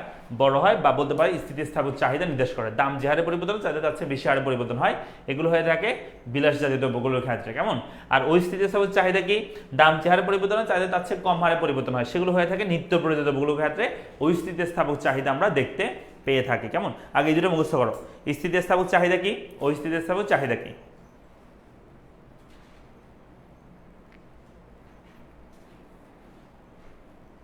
স্যার, চিত্র থেকে দ্রব্যের প্রকৃতিকে আমরা ব্যাখ্যা করবো। এই যে এখানে লক্ষ্য করো, যেমন এখানে তুমি দেখলে বুঝবা যে এটার মধ্যে, এই চিত্রের মধ্যে এই চিত্রের মধ্যে দাম যে হারে পরিবর্তন হচ্ছে চাহিদা তার চেয়ে বেশি হারে পরিবর্তন হচ্ছে। সো তোমাকে বুঝতে হবে এখানে এটা বিলাসজাত দ্রব্য হবে। আর দাম যে হারে পরিবর্তন হয় চাহিদা যদি তার চেয়ে কম হারে পরিবর্তন হয় তার মানে নিত্য প্রয়োজনীয় দ্রব্য হবে। কেমন? আর যদি পরীক্ষায় এই চিত্র থেকে স্থিতিস্থাপকতা বের করতে বলে তাহলে তোমাকে ওই স্থিতিস্থাপকতা বের করতে হবে আগের মতো। যেমন প্রাথমিক অবস্থায় মনে করো যে দাম কত ছিল, চাহিদা কত ছিল, এরপরে দাম কত হয়েছে, চাহিদা কত হয়েছে, তাহলে তুমি একটা সূচি পেয়ে যাবা। দাম আগে কত ছিল, এখন কত হয়েছে, চাহিদা আগে কত ছিল, এখন কত হয়েছে। তারপর ওই সূচি থেকে তুমি ম্যাথটা করবে। একটু আগে যে ম্যাথ করছি আমি, এই যে ম্যাথ করছি একটা সূচি করে, হ্যাঁ এরকম একটা সূচি পেয়ে যাবা। দাম আগে কত ছিল, সে অবস্থা চাহিদা কত, দাম কত হয়েছে, চাহিদা কত, দেন তুমি সূচি থেকে এই ম্যাথটা করে আসবা, মান পেয়ে যাবা। সেই মানের উপর ভিত্তি করে তুমি প্রকৃতি ব্যাখ্যা করতে পারবা। ঠিক আছে? চিত্র যদি সরাসরি দিয়ে দেয় এবং সেই চিত্র থেকে যদি তোমাকে স্থিতিস্থাপক বের করতে বলে আর কি, তখন তুমি ওই চিত্র থেকে একটা সূচি বানাবা। তুমি দেখবে এখানে দাম কত ছিল, চাহিদা কত ছিল, দাম কত হয়েছে, চাহিদা কত হয়েছে, তারপর একটা সূচি বানাবা। সেই সূচি থেকে দেন চিত্র আঁকবা, সরি সূচি থেকে তুমি হচ্ছে স্থিতিস্থাপক বের করবা, তারপর তুমি বলবা দ্রব্যের প্রকৃতি কেমন হবে সেটা। ভাইয়া ইউটিউবে কি ইউটিউবে আপলোড দিবেন? হ্যাঁ দিব ভাইয়া দিব।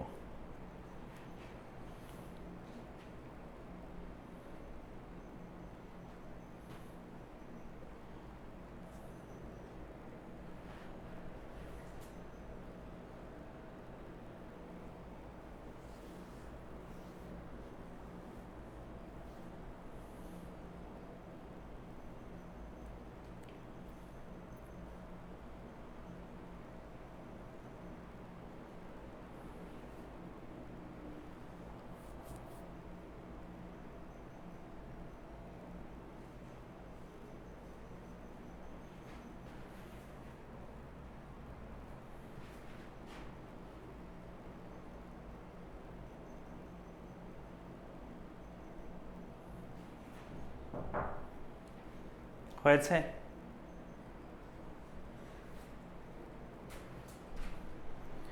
ইউটিউবের কমেন্ট বক্সে এই গ্রুপের লিঙ্কটা দিতে বলো, হোয়াটসঅ্যাপ গ্রুপের লিঙ্কটা। ইউটিউবে যে ভিডিও আপলোড করতেছে ওইখানে হোয়াটসঅ্যাপের গ্রুপ যেটা করছি ওইটা লিঙ্কটা দিতে বলো, যাতে ওরা পিডিএফগুলো নিতে পারে।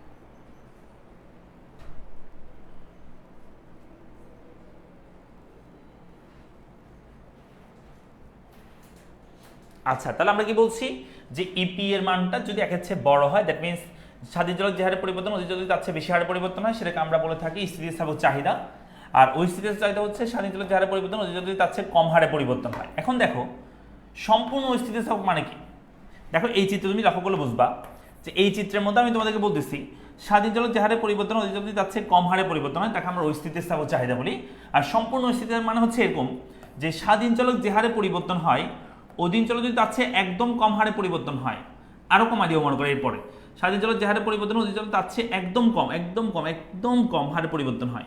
এরপরেটা কি হবে যে এটা হচ্ছে স্বাধীন চলক পরিবর্তন যে হারে হয় অধীন চলক তার চেয়ে কম হারে পরিবর্তন হয়, স্বাধীন চলক যে হারে পরিবর্তন হয় অধীন চলক তার চেয়ে কম, একদম কম, স্বাধীন চলক যে হারে পরিবর্তন হয় অধীন চলক তার চেয়ে একদম কম, সামান্য পরিবর্তন হয়েছে।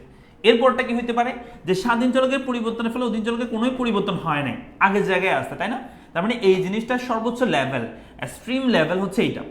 স্বাধীন চলকের যে হারে পরিবর্তন অধীন চলক যাচ্ছে কম হারে পরিবর্তন হয়, স্বাধীন চলক যে হারে পরিবর্তন অধীন চলক তার চেয়ে কম, স্বাধীন চলক যে হারে পরিবর্তন হয় অধীন চলক তার চেয়ে কম হারে পরিবর্তন হয়, স্বাধীন চলকের পরিবর্তন অধীন চলক যদি কোনো পরিবর্তন না হয়, তার মানে এটাই হবে, এটার সর্বোচ্চ লেভেল হচ্ছে এটা। তো এটা যদি বলি আমরা অস্থিতিস্থাপক চাহিদা, এই পরেরটাকে আমরা বলবো সম্পূর্ণ অস্থিতিস্থাপক চাহিদা, অর্থাৎ যেখানে স্বাধীন চলকের পরিবর্তনের ফলে আসলে অধীন চলকের কোনোই পরিবর্তন হয় না, সেটাকে আমরা বলি সম্পূর্ণ অস্থিতিস্থাপক চাহিদা।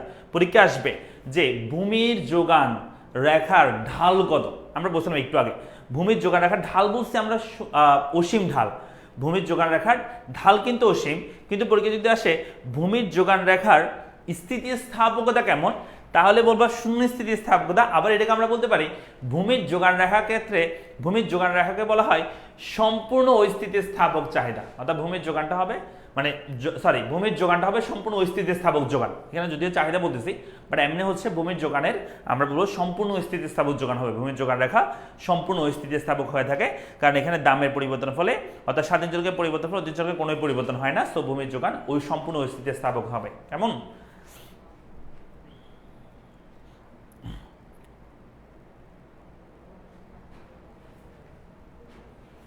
হ্যাঁ টেলিগ্রামে দেওয়া হবে, পিডিএফ দেওয়া হবে, টেলিগ্রামে দেওয়া হবে, নো প্রবলেম, দেওয়া হয়েছে অলরেডি, আমি ইকোনমিক্সটা দিছি।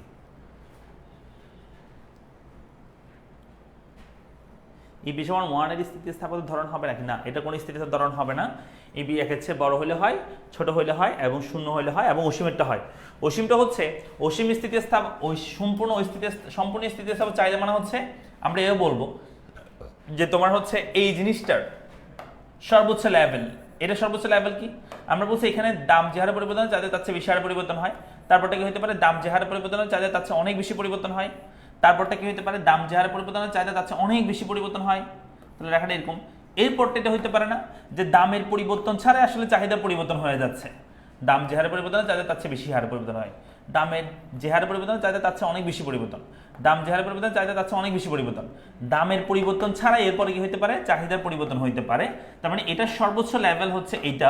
সো এটা যদি স্থিতিস্থাপক চাহিদা হয় তাহলে এটার সর্বোচ্চ লেভেল হচ্ছে সম্পূর্ণ স্থিতিস্থাপক চাহিদা।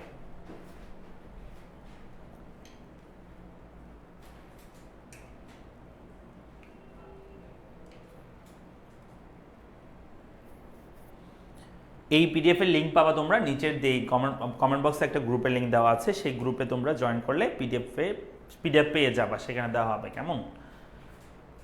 ওকে, আমরা তাহলে পাচ্ছি এটা, এই ছকটা খুবই গুরুত্বপূর্ণ, পরীক্ষা এখান থেকে অনেক কোশ্চেন আসে।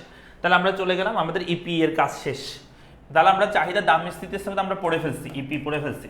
এখন আমাদের ইওয়াই পড়তে হবে। ইওয়াই মানে হচ্ছে চাহিদার আই স্থিতিস্থাপকতা। একদম সিম্পল কথা, তুমি যেখানে দাম বলছিলা সেখানে এখন আই দিয়ে চিন্তা করবা। অর্থাৎ আগে আমরা দামের পরিবর্তন ফলে চাহিদা পরিবর্তন দেখছি, এখন আমরা আই এর পরিবর্তন ফলে চাহিদা পরিবর্তন দেখবো। বাট ওইটার মধ্যে এখানে আবার 5 ধরনের নাই। বাট এখানে ম্যাথটা দুইটা ম্যাথ আসতে পারে। একটা হচ্ছে মানে চাহিদার আই স্থিতিস্থাপকতার মধ্যে দুই ধরনের ম্যাথ আসতে পারে, দুইটা দ্রব্যের ক্ষেত্রে আসতে পারে। একটা হচ্ছে সাধারণ দ্রব্যের ক্ষেত্রে, একটা হচ্ছে নিকৃষ্ট দ্রব্যের ক্ষেত্রে। আগে বলে ফেলি, চাহিদার আই স্থিতিস্থাপকতা মানে হচ্ছে কোনো অপেক্ষকে অন্যান্য অবস্থা অপরিবর্তিত থেকে ভোক্তার আয়ের আপেক্ষিক বা শতাংশিক পরিবর্তনের ফলে কোনো দ্রব্যের চাহিদা যে আপেক্ষিক শতাংশিক পরিবর্তন হয় তার অনুপাতকে আমরা ভোক্তার চাহিদার আয় স্থিতিস্থাপকতা বলি। তো এটার সূত্র হবে চাহিদার আপেক্ষিক পরিবর্তন ডিভাইড বাই আয়ের আপেক্ষিক পরিবর্তন। ওই যে আগের মতো, চাহিদার পরিবর্তনকে ডেল্টা কিউ, প্রাথমিক চাহিদাকে শুধু কিউ, আয়ের পরিবর্তনকে আমরা ডেল্টা ওয়াই বলবো, প্রাথমিক আয়কে আমরা ওয়াই দ্বারা প্রকাশ করবো। এরপর আমরা ওই সূত্রগুলো লিখতেছি, just delta Q divide by Q আর আয়ের পরিবর্তনকে delta Y divide by Y. এরপর আমরা একটু সাজা লিখছি, এই ডেল্টা কিউ লিখলাম, ডেল্টা কিউ বাই ওয়াই লিখলাম, সরি কিউ লিখলাম। এই মাঝখানে ভাগটাকে যদি আমরা গুণাকারে লিখি, নিচের অংশটা উল্টে যায়, তাহলে ওয়াইটা উপরে চলে যাবে, ডেল্টা ওয়াইটা নিচে আসবে। তারপর সাজা লিখছি, এই ডেল্টা ওয়াইটা এখানে আসলো, কিউটা আমরা এই পাশে নিয়ে গেলাম, তাহলে ডেল্টা ওয়াই এখানে, কিউ এখানে। এটা হচ্ছে আমাদের ইওয়াই এর সূত্র। ক্লিয়ার? সো এটার মানে কি? ডেল্টা কিউ মানে হচ্ছে চাহিদা পরিবর্তন, ডেল্টা ওয়াই মানে হচ্ছে আয়ের পরিবর্তন, ইনকামের পরিবর্তন, প্রাথমিক আয় এবং প্রাথমিক চাহিদার পরিবর্তন। সো আমরা ম্যাথ করবো। ম্যাথ আসলে এখানে দুইটা ম্যাথ হবে, একটা হচ্ছে সাধারণ দ্রব্যের ম্যাথ, আরটা আমরা ম্যাথ করবো সেটাকে আমরা বলি নিকৃষ্ট দ্রব্যের ম্যাথ। কি দ্রব্য? নিকৃষ্ট দ্রব্য। এখন প্রশ্ন হচ্ছে স্যার সাধারণ দ্রব্য কি, নিকৃষ্ট দ্রব্য কি? আমি একটু বোঝাই বলি, শোনো। আসলে মানুষের আয়ের উপর দুই ধরনের দ্রব্যের দুই ধরনের প্রভাব হয়। যেমন আমরা যদি একটা সাধারণ দ্রব্য, সেই সাধারণ দ্রব্যের ক্ষেত্রে দেখা যায় কোন একজন ভোক্তার আয় যদি, ইনকাম যদি হয় 100 টাকা, তখন সেই দ্রব্যের চাহিদা, মনে করো সেই দ্রব্যের চাহিদা হচ্ছে 20, অর্থাৎ ইনকাম 100, চাহিদা 20 কোন দ্রব্যের চাহিদা। সাধারণ দ্রব্যের ক্ষেত্রে ইনকাম যদি বেড়ে যায় তাহলে সেই দ্রব্যের চাহিদা কিন্তু বেড়ে যাবে, সেই দ্রব্যের চাহিদা কিন্তু কি হয়ে যাবে? বৃদ্ধি পাবে। তাহলে কি বলছি? ইনকাম বাড়লে চাহিদা বাড়বে। কোন দ্রব্যের ক্ষেত্রে? সাধারণ দ্রব্যের ক্ষেত্রে। বাট আরেকটা দ্রব্য আসে যেটাকে আমরা বলি নিকৃষ্ট দ্রব্য। কি দ্রব্য? নিকৃষ্ট দ্রব্য। সেই দ্রব্যগুলোর ক্ষেত্রে কেমন হয়? সেই দ্রব্যগুলোর ক্ষেত্রে যেমন কোনো ভোক্তার আয়, কোনো ব্যক্তির আয় হচ্ছে যখন 100 টাকা, তখন কোন একটা দ্রব্যের চাহিদা হচ্ছে, সাপোজ কোন একজন ব্যক্তি ইনকাম যখন 100 টাকা, তখন সে মনে করে যে মোটা চাল কিনে, মোটা চালকে আমরা নিকৃষ্ট দ্রব্য বলতে পারি। যেমন চিকন চাল আর মোটা চাল, ওই যে গিফেন দ্রব্য বলছিলাম, মনে আছে? গিফেন দ্রব্য কাছাকাছি, নিকৃষ্ট দ্রব্য আর গিফেন দ্রব্য প্রায় কাছাকাছি বলা হয়। যদি একটু স্লাইড পার্থক্য আছে, আপাতত তোমরা কাছাকাছি মনে করো বা সেম মনে করতে পারো। তোমরা যখন হায়ার লেভেলে যাবে তখন এই দুটোর মধ্যে পার্থক্য বুঝবা। বাট আপাতত মনে করো যেটা নিকৃষ্ট সেটা গিফেন দ্রব্য, যেটার ক্ষেত্রে ইনকাম বাড়লে উল্টা কি হয়ে যায় জানো? সেই দ্রব্যের চাহিদা কমে যায়। কেমনে? যেমন তোমার কোনো ব্যক্তি ইনকাম মনে করে 100 টাকা, তখন মনে করো সে মোটা চাল ক্রয় করে 2 কেজি মোটা চাল। ইনকাম বেড়ে যখন 200 টাকা হবে, সে এখন কিন্তু আর মোটা চাল খাবে না, সে চিন্তা করবে যে মোটা চাল কিনবো না, এখন থেকে একটু ভালো চাল, চিকন চাল কিনি, তাই না? তো ইনকাম বাড়লে সেই দ্রব্যের চাহিদাটা কি হয়ে যায়? চাহিদা উল্টা কমে যায়। তো এটা হচ্ছে নিকৃষ্ট দ্রব্যের ধর্ম।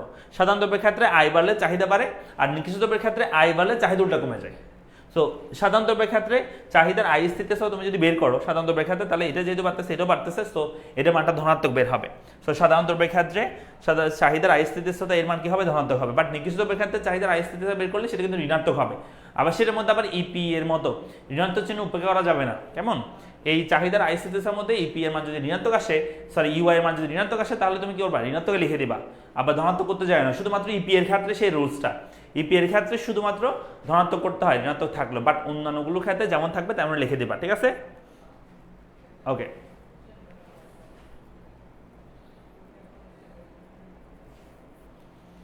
গতকালকে ক্লাসটা আপলোড হয়ে গেছে ইউটিউবে, আজকের ক্লাসটা এই ক্লাস শেষ হলেই আপলোড করে দেওয়া হবে, ক্লাস শেষ হলে আপলোড করে দেওয়া হবে।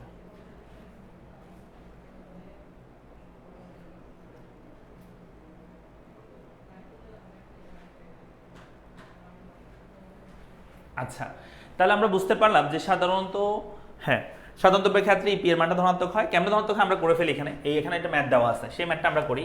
সো ই ওয়াই সমান আমরা লিখতে পারি delta Q divided by delta Y into Y divide by, sorry, into আমরা লিখতে পারি ওয়াই ডিভাইড বাই কি লিখতে পারি, কিউ লিখতে পারি। সো এখানে হবে, দেখো আমি শর্টকাট করতেছি। সো ডেল্টা ওয়াই মানে হচ্ছে, ডেল্টা কিউ মানে হচ্ছে চাহিদা পরিবর্তন। দেখো আগে ছিল ইনকাম 2000 টাকা, আমি এখানে লিখে দিচ্ছি একটু, ইনকাম ছিল আগে 2000, ইনকাম ছিল 2000, তখন সেই দ্রব্যের কোন একটা দ্রব্যের চাহিদা, সেই চাহিদার পরিমাণ ছিল হচ্ছে, চাহিদার পরিমাণ ছিল 100। হ্যাঁ, দেখো ইনকাম যখন 2000 থেকে 4000 হয়েছে, 2000 থেকে 4000 হয়েছে, তখন ইনকাম হচ্ছে 100 থেকে কত হয়েছে বলো, কোনো দ্রব্যের চাহিদা 100 থেকে 200 হয়, 100 থেকে 200 হয়, এই যে এটা হচ্ছে সূচি।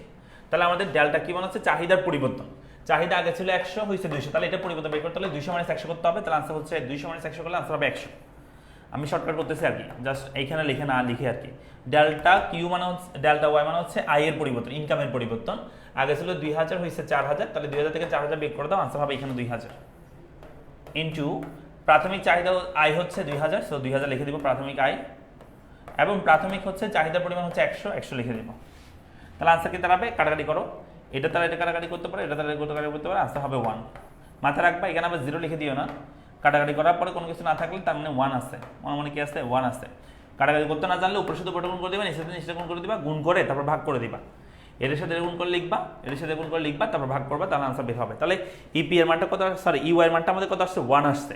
মাথায় রাখবা সব সময় সাধারণ দ্রব্যের ক্ষেত্রে ইউআই এর মানটা ধনাত্মক বের হবে। তাহলে নিকৃষ্ট দ্রব্য তোমরা করতে পারবা, দেখি তোমরা এটা করো তো, এটা মান কত আসে বলো, এটা নিকৃষ্ট দ্রব্যের ক্ষেত্রে আয় বলে যেখানে চাহিদা কমে যাবে, এটার আনসার কত হয় বলতে হবে, দ্রুত বলবা। ভাই ইউটিউবে লাইভ ক্লাস নেয় না, ইউটিউবে লাইভ ক্লাসগুলো আপলোড করা হয়, কেমন, এই লাইভ ক্লাসটা ইউটিউবে কি করা হবে, আবার আপলোড করে দেওয়া হবে, একটু পরে আপলোড করা হবে।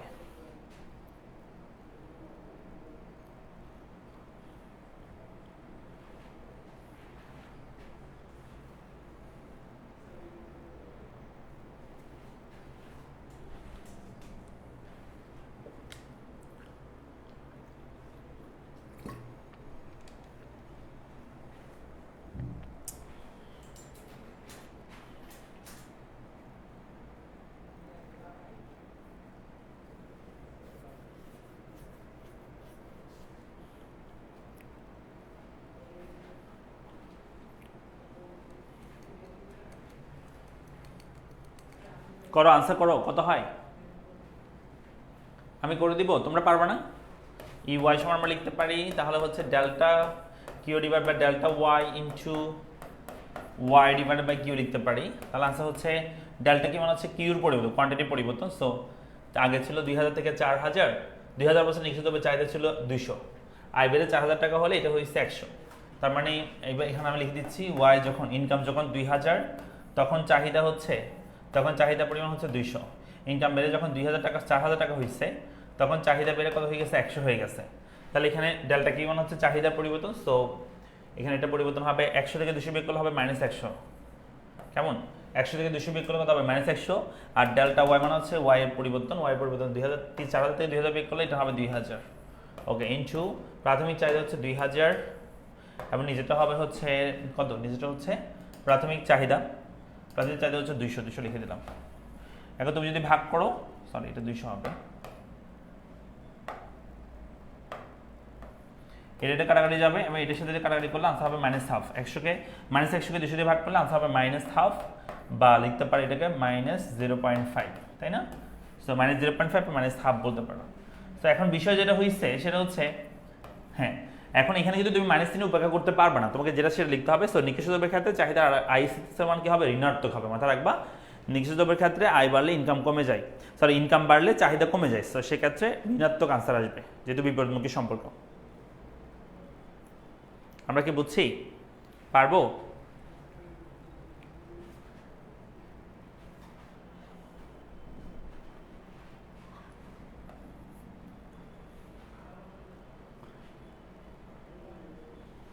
ওকে, এরপর হচ্ছে চাহিদার আড়াআড়ি স্থিতি, লাস্ট টপিক, চাহিদার আড়াআড়ি স্থিতিস্থাপকতা। ঠিক আছে, আর যোগানের স্থিতিস্থাপকতা একটু বলে ফেলে, আচ্ছা এটা পরে বলতেছি, আড়াআড়িটা পরে বলতেছি। যোগানের স্থিতিস্থাপকতা একটু বলে ফেলি, যোগানের দাম স্থিতিস্থাপকতা একটু বলি। দেখো, যোগানের দাম স্থিতিস্থাপকতা কিন্তু হুবহু চাহিদার দাম স্থিতিস্থাপকতার মতো, শুধু পার্থক্য হচ্ছে যেখানে চাহিদা বলছে সেখানে যোগান বলবো, আর কোনো পার্থক্য নাই। আর আনসারটা হচ্ছে পজিটিভে বের হবে, ওইখানে নেগেটিভ বের হইতো, বাট সেটা পজিটিভ লিখতাম, এখানে পজিটিভে সরাসরি বের হয়ে যাবে, এটা হচ্ছে পার্থক্য। এরপর হচ্ছে এটার মানও সেম 5 ধরনের হইতে পারে, ইএস এর মানও 5 ধরনের হইতে পারে, আগের মতোই একটু আগে পড়াইছি সেভাবে।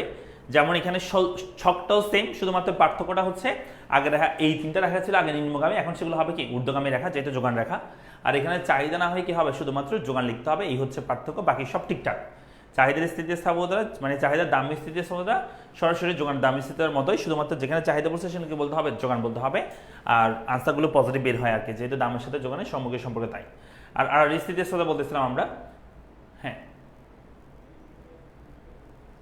তাহলে আমরা চাহিদার আড়াআড়ি স্থিতিস্থাপকতা করব। চাহিদার আড়াআড়ি স্থিতিস্থাপকতা আসলে কখন করতে হয় বা কখন এটা আসে মাথায় রাখতে হবে, যখন তোমাকে দুইটা দ্রব্য দেওয়া থাকবে এবং একটা দ্রব্যের দামের পরিবর্তনের ফলে অপর দ্রব্যের চাহিদার পরিবর্তন দেওয়া থাকবে, তখন তুমি সেই ক্ষেত্রে চাহিদার আড়াআড়ি স্থিতিস্থাপকতা করতে পারবা।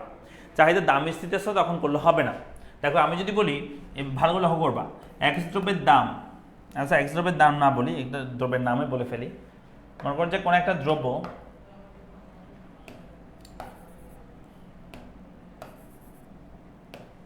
আমি যদি কোনো একটা দ্রব্য, মনে করো চায়ের দাম, চায়ের দাম, চা তো চিনো সবাই না, চায়ের দাম, এখানে কফির চাহিদা দিলাম, কফির চাহিদা, চায়ের দাম যখন 10 টাকা, কফির চাহিদা তখন হচ্ছে 20, মানে এক কাপ চায়ের দাম যখন 10 টাকা, কফির চাহিদা, মানুষ কফি খায় 20 জন, চায়ের দাম বেড়ে যদি 20 টাকা হয়, আমাকে বলো চায়ের দাম বাড়লে কফির চাহিদা বাড়বে না কমবে?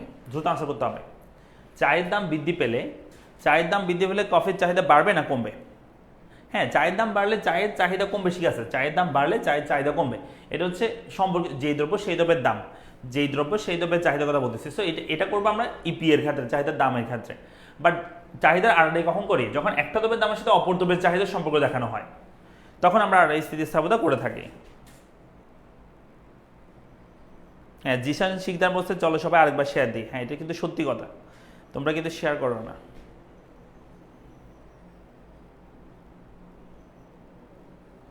ভালো উদ্যোগ।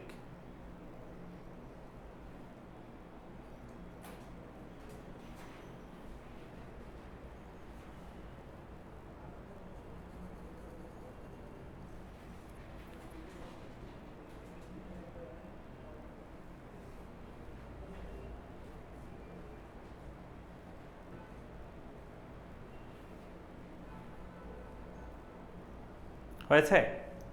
তাহলে আমরা কি বলতে পারি যে কেউ আনসার করতেছে না, কেউ আনসার করতেছে না, কফির চাহিদা বাড়বে। হ্যাঁ, আমরা বলতে পারি যদি চায়ের দাম বৃদ্ধি পায় তাহলে কফির চাহিদা বাড়বে। কেন? কারণ চায়ের দাম বৃদ্ধি পেলে চা কম খাবে, সো কফি খাবে তারা, সো কফির চাহিদা কি পাবে? বৃদ্ধি পাবে এখানে। সো এই জিনিসটাই যখন একটা দ্রব্যের দামের সাথে অপর দ্রব্যের চাহিদার কথা বলবে তখনই আসলে আড়াআড়ি স্থিতিস্থাপকতা কাজে দিবে, অন্য ক্ষেত্রে কাজে দেয় না। সো এখানে যেহেতু দুইটা দ্রব্য, যেই দ্রব্যের চাহিদার পরিবর্তন সেটা হবে উপরে, যেটাকে আমরা এক্স দ্রব্য হিসেবে কাউন্ট করি সাধারণত, এক্স দ্রব্য উপরে, নিচে হচ্ছে ওয়াই দ্রব্য। এটা হচ্ছে ওই প্রথম আমরা ইপিএস সূত্র লিখছি না, সেই সূত্রটার মতোই, যে চাহিদা পরিবর্তন, আপেক্ষিক পরিবর্তন, এবার আমরা আপেক্ষিক পরিবর্তন, শুধুমাত্র উপরে এক্স দ্রব্য নিচে ওয়াই দ্রব্য লিখতে হবে, আর কোনো পার্থক্য নাই। তো এখানে চাহিদার পরিবর্তনকে প্রাথমিক চাহিদা দ্বারা ভাগ, শুধুমাত্র এখানে এক্স দ্রব্য লিখে দিতে হবে, আর দামের পরিবর্তনকে প্রাথমিক দাম দ্বারা ভাগ, শুধুমাত্র ওয়াই দ্রব্য লিখে দিতে হবে, আর কোনো পার্থক্য নাই। যেমন delta Q divide by Q লিখি আমরা, শুধু ডেল্টা কিউ এক্স লিখতে হবে, এখানে এক্স লিখতে হবে। আর দামের পরিবর্তনকে আমরা বলি, দামের পরিবর্তনকে আমরা বলি ডেল্টা পি, আর প্রাথমিক দামকে শুধু পি বলি, বাট এখানে ওয়াই ওয়াই লিখতে হবে এই জন্য, কারণ এখানে দুইটা দ্রব্য, তাই আলাদা করে দেখাইতে হবে, আর কিছুই না। আগের মতো করে করবা, শুধুমাত্র পার্থক্য কোথায়? পার্থক্য হচ্ছে আগে লিখছিলাম শুধু delta Q divide by delta P into P divide by Q, but এখানে হবে delta Q X divide by delta P Y. এগুলো একটু নিচের দিকে লিখতে হয়, যেমন আমি এখানে লিখছিলাম যে কি ইসি মানে ইলাস্ট্রেশন অফ ক্রস মানে হচ্ছে delta Q X divide by delta P Y into উপরে হবে P Y divide by Q X, এভাবে হয়।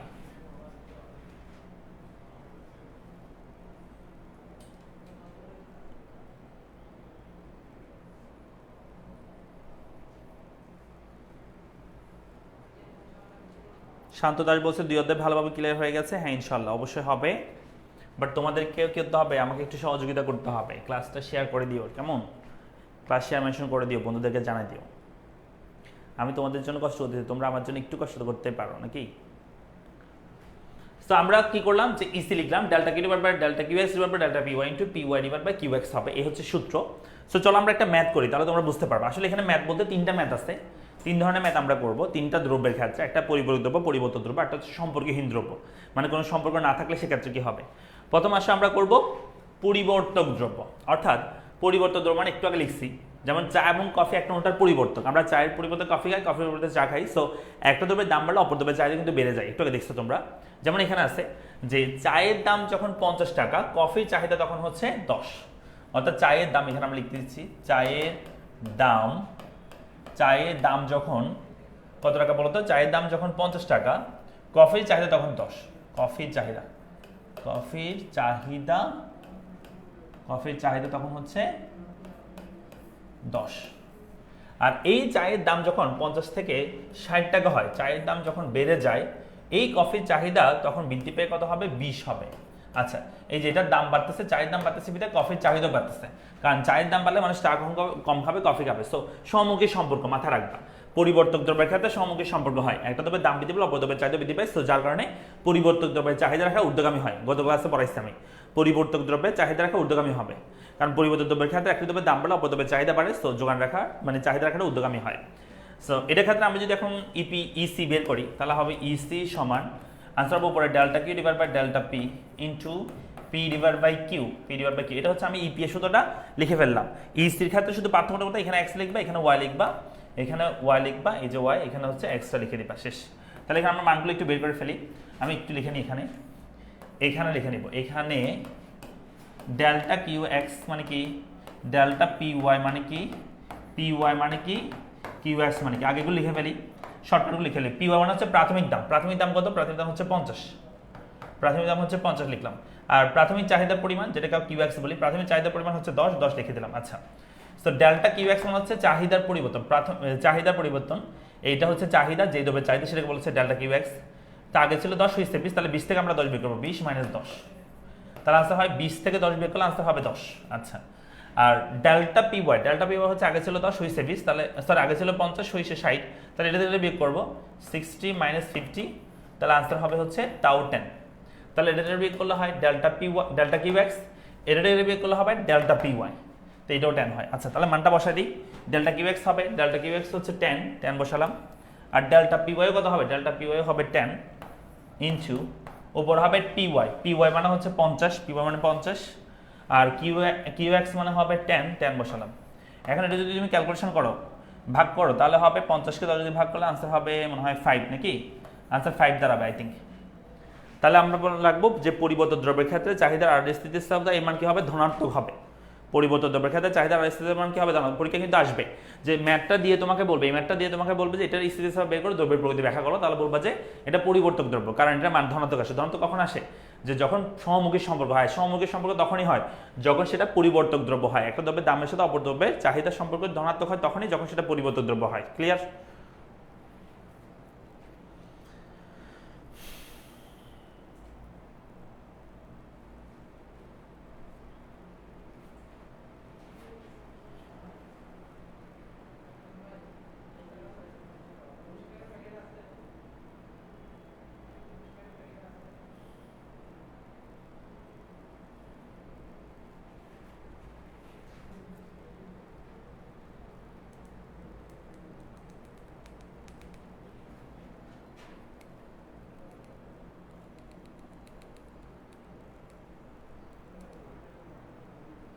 হয়েছে? আচ্ছা, তাহলে এটা আমরা করছি পরিবর্তক, তাহলে পরিপূরকটাও তোমরা করতে পারবা। এটা দেখো পরিপূরকটার মধ্যে সেম, শুধুমাত্র তোমাকে সূত্র বসাই আনসারটা করতে হবে। জাস্ট এখানে মাথা রাখবা বিপরীতমুখী সম্পর্ক হওয়ার কারণে এখানে আনসারটা মাইনাস আসবে। সো মাইনাস আসলে বলবো যে এখানে যেমন আমরা এখানে দুটো বলছি, একটা হচ্ছে চায়ের দাম, একটা হচ্ছে চিনির চাহিদা। চা এবং চিনি কিন্তু পরিপূরক, চা ছাড়া চিনি ছাড়া চা হয় না, তাই না? সো যখনই চায়ের দাম 50 টাকা, চায়ের দাম যখন 50, চিনির চাহিদা তখন হচ্ছে সরি চায়ের দাম যখন 50 টাকা 80 টাকা, চিনির চাহিদা তখন হচ্ছে 50 একক। তো চায়ের দাম যখন বৃদ্ধি পেয়ে 100 টাকা হয়, চায়ের দাম যখন বাড়ছে চিনির চাহিদা যেটা আছে সেই চিনির চাহিদা হ্রাস পেয়ে 30 হয়েছে। সো বিপরীতমুখী সম্পর্ক, যার কারণে এখানে নেগেটিভ আনসার আসবে। সো সেটার ক্ষেত্রে আমরা আনসার হবে যে স্থিতিস্থাপক মানটা নেগেটিভ আসবে। তোমরা ম্যাথ করে দেখিও, তাহলে পারবা। আর একটু যেটা করছি সেটার মতোই। আরটা হচ্ছে সম্পর্কিত দ্রব্য, কোনো সম্পর্ক না থাকলে, যেমন রঙিন টিভির দাম হচ্ছে 20,000 টাকা থেকে 25,000 টাকা হওয়াতে লবণের চাহিদা আগের মতো 100 হয়ে গেল। আসলে রঙিন টিভির দামের সাথে লবণের কোনো সম্পর্ক আছে? নাই তো। যার কারণে তুমি যদি এটার সম্পর্কিত দ্রব্যের ক্ষেত্রে বের করো, মানে ইসি এর মান বের করো, তাহলে সেটা আনসার আসবে 0 আসবে। কেমন? ইসি এর মান কত আসবে? 0 আসবে। করে দেখিও, পারবা, করে দেখলে পারবা।